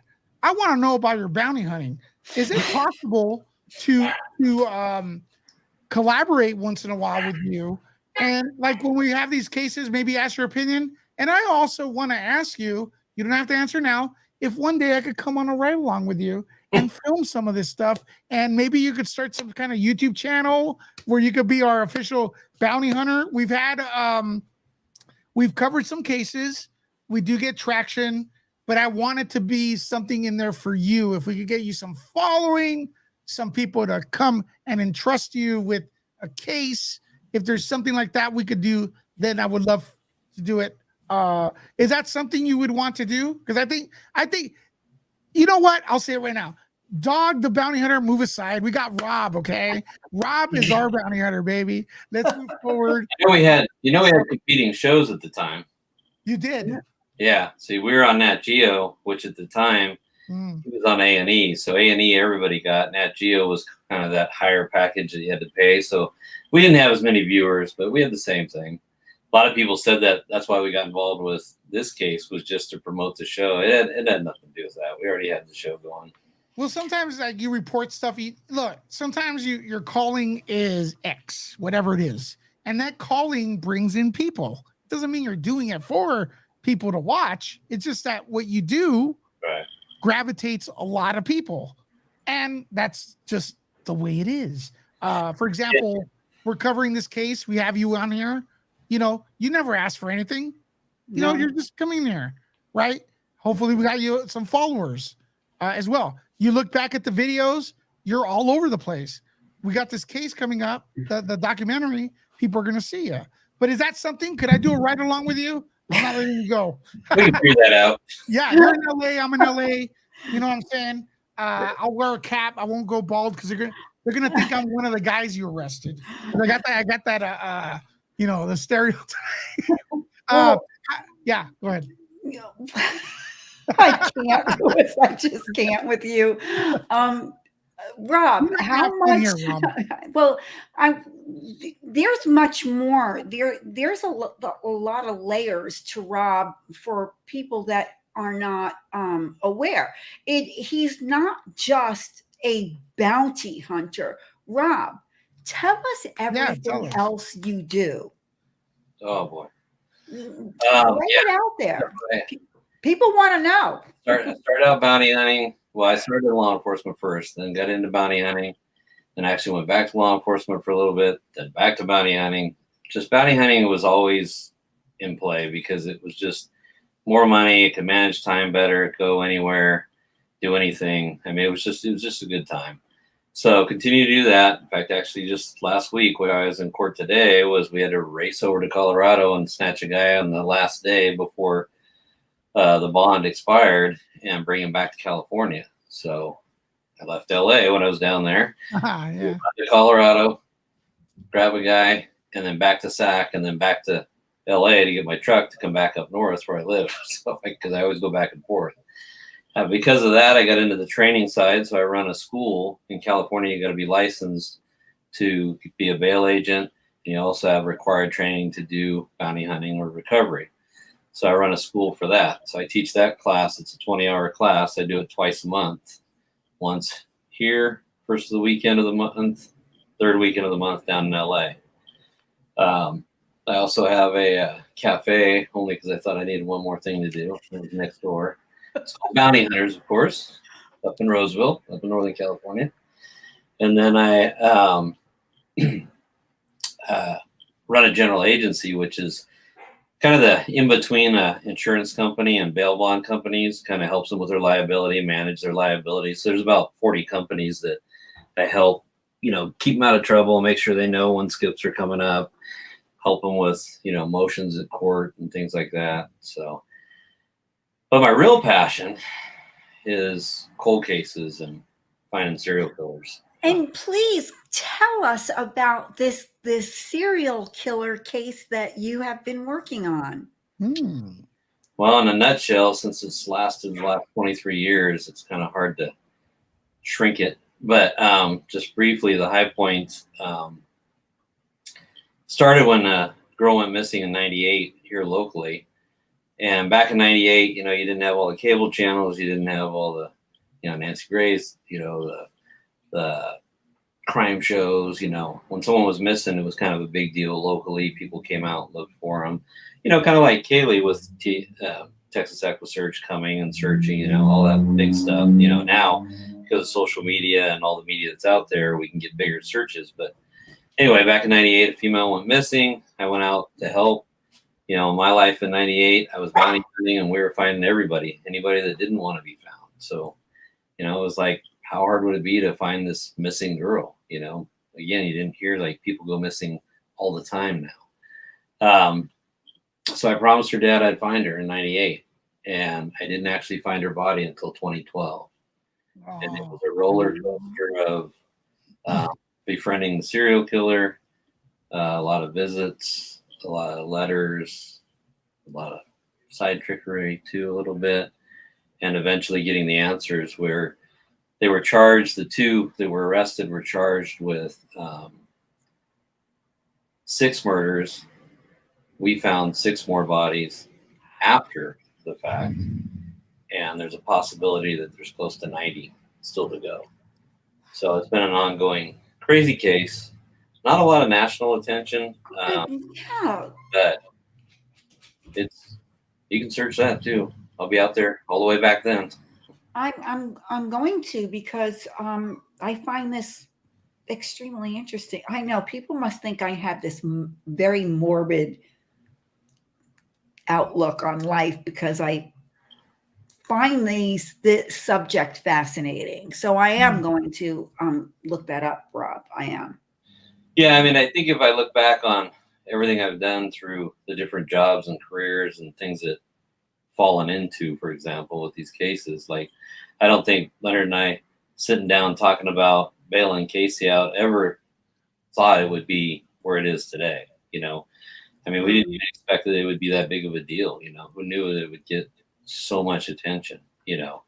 But I think my highlight probably is finding Cindy Vanderheiden, returning her to her family, taking her dad to her, 14 years after she was missing, and then Chevy Wheeler getting her back to her family, her remains, but 26 years.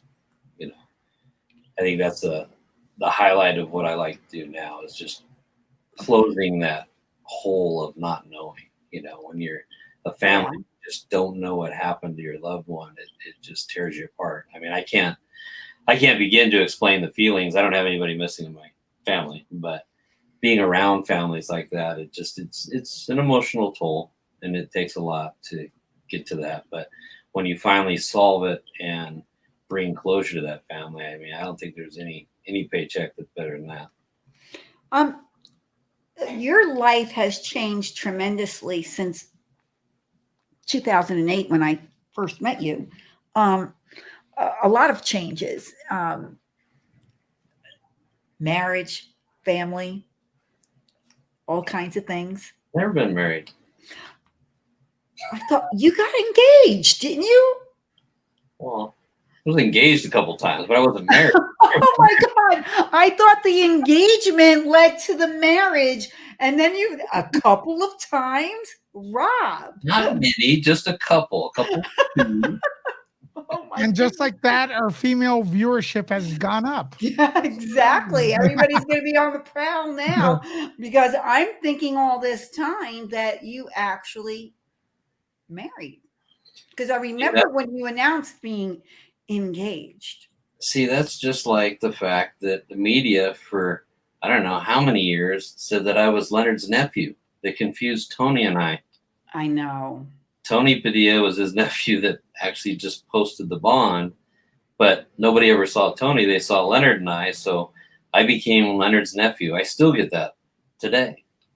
Wow. Oh, and somebody asked too, I should throw this out there. I was trying to pay attention, but I wasn't doing very good at the questions. But somebody asked if Leonard's still around.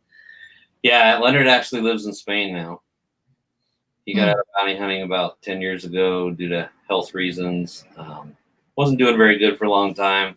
Lived out in Colorado with his daughter for a few years. Then his daughter moved with her husband, who's from Australia, back to Australia. So he went with his other son, who's always lived in Spain. So he's okay.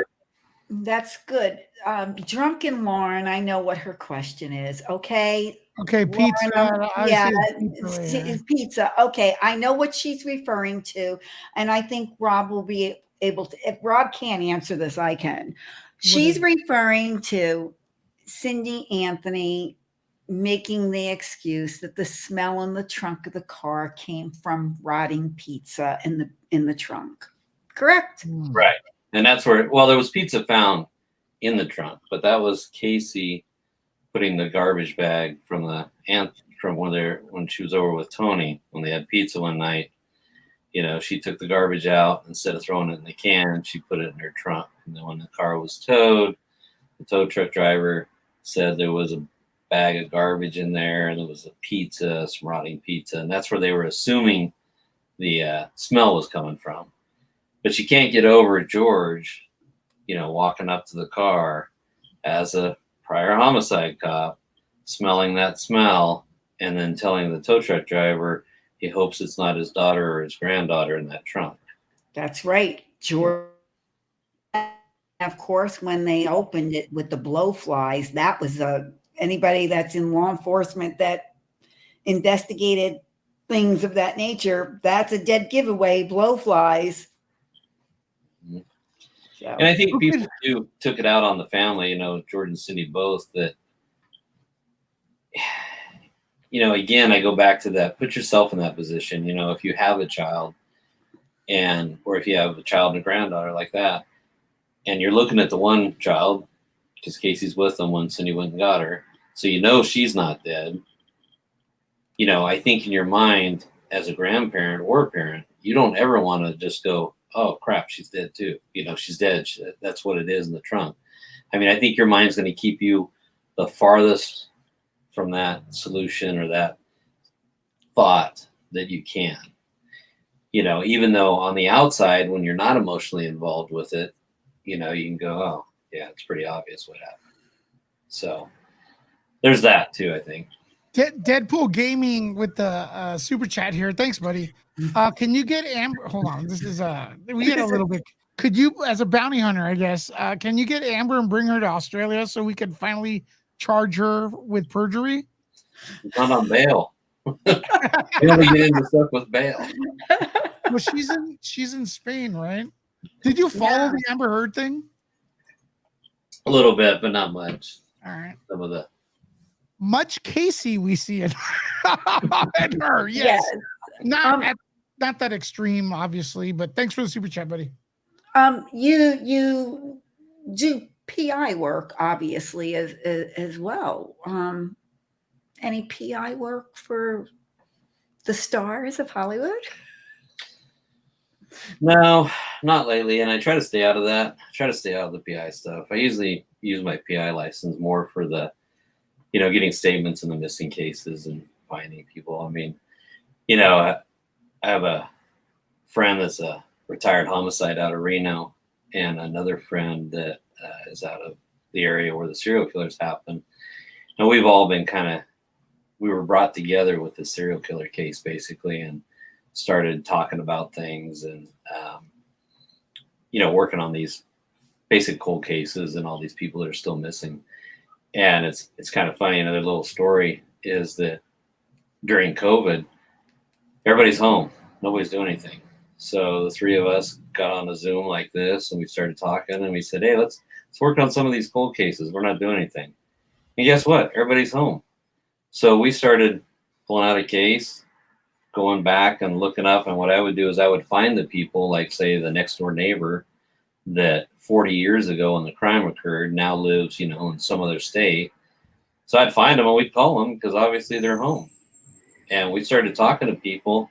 We probably interviewed, I don't know, in this one case, probably 50 people that were possible witnesses or close to it, and ended up actually identifying another serial killer with 2 other cases. just by Wow. we thought it was attached to this case, and it ended up not being, and figured out it went to a different guy. That Lewis is right. You are underrated. He is underrated. He is underrated. Yeah. I don't understand it. That's what him and I have in common the most. That and the goatee. And I'm overrated. No, I think we're bringing quality stuff here, and we always talk about the frustration on YouTube because it oppresses channels like ours, and I think we're bringing some real content without the hands tied behind our back that a corporate news outlet would bring. We're having a conversation like people have conversations, unlike what we're probably going to see in the documentary being sold as a conversation. But guess what happened? You don't hear music when Rob was talking about like a sad story. You didn't hear the sad violin. When he was talking about something uplifting, you didn't hear the hard rock. Yeah. This documentary's trailer kind of feels that way. I mean, maybe I'm wrong.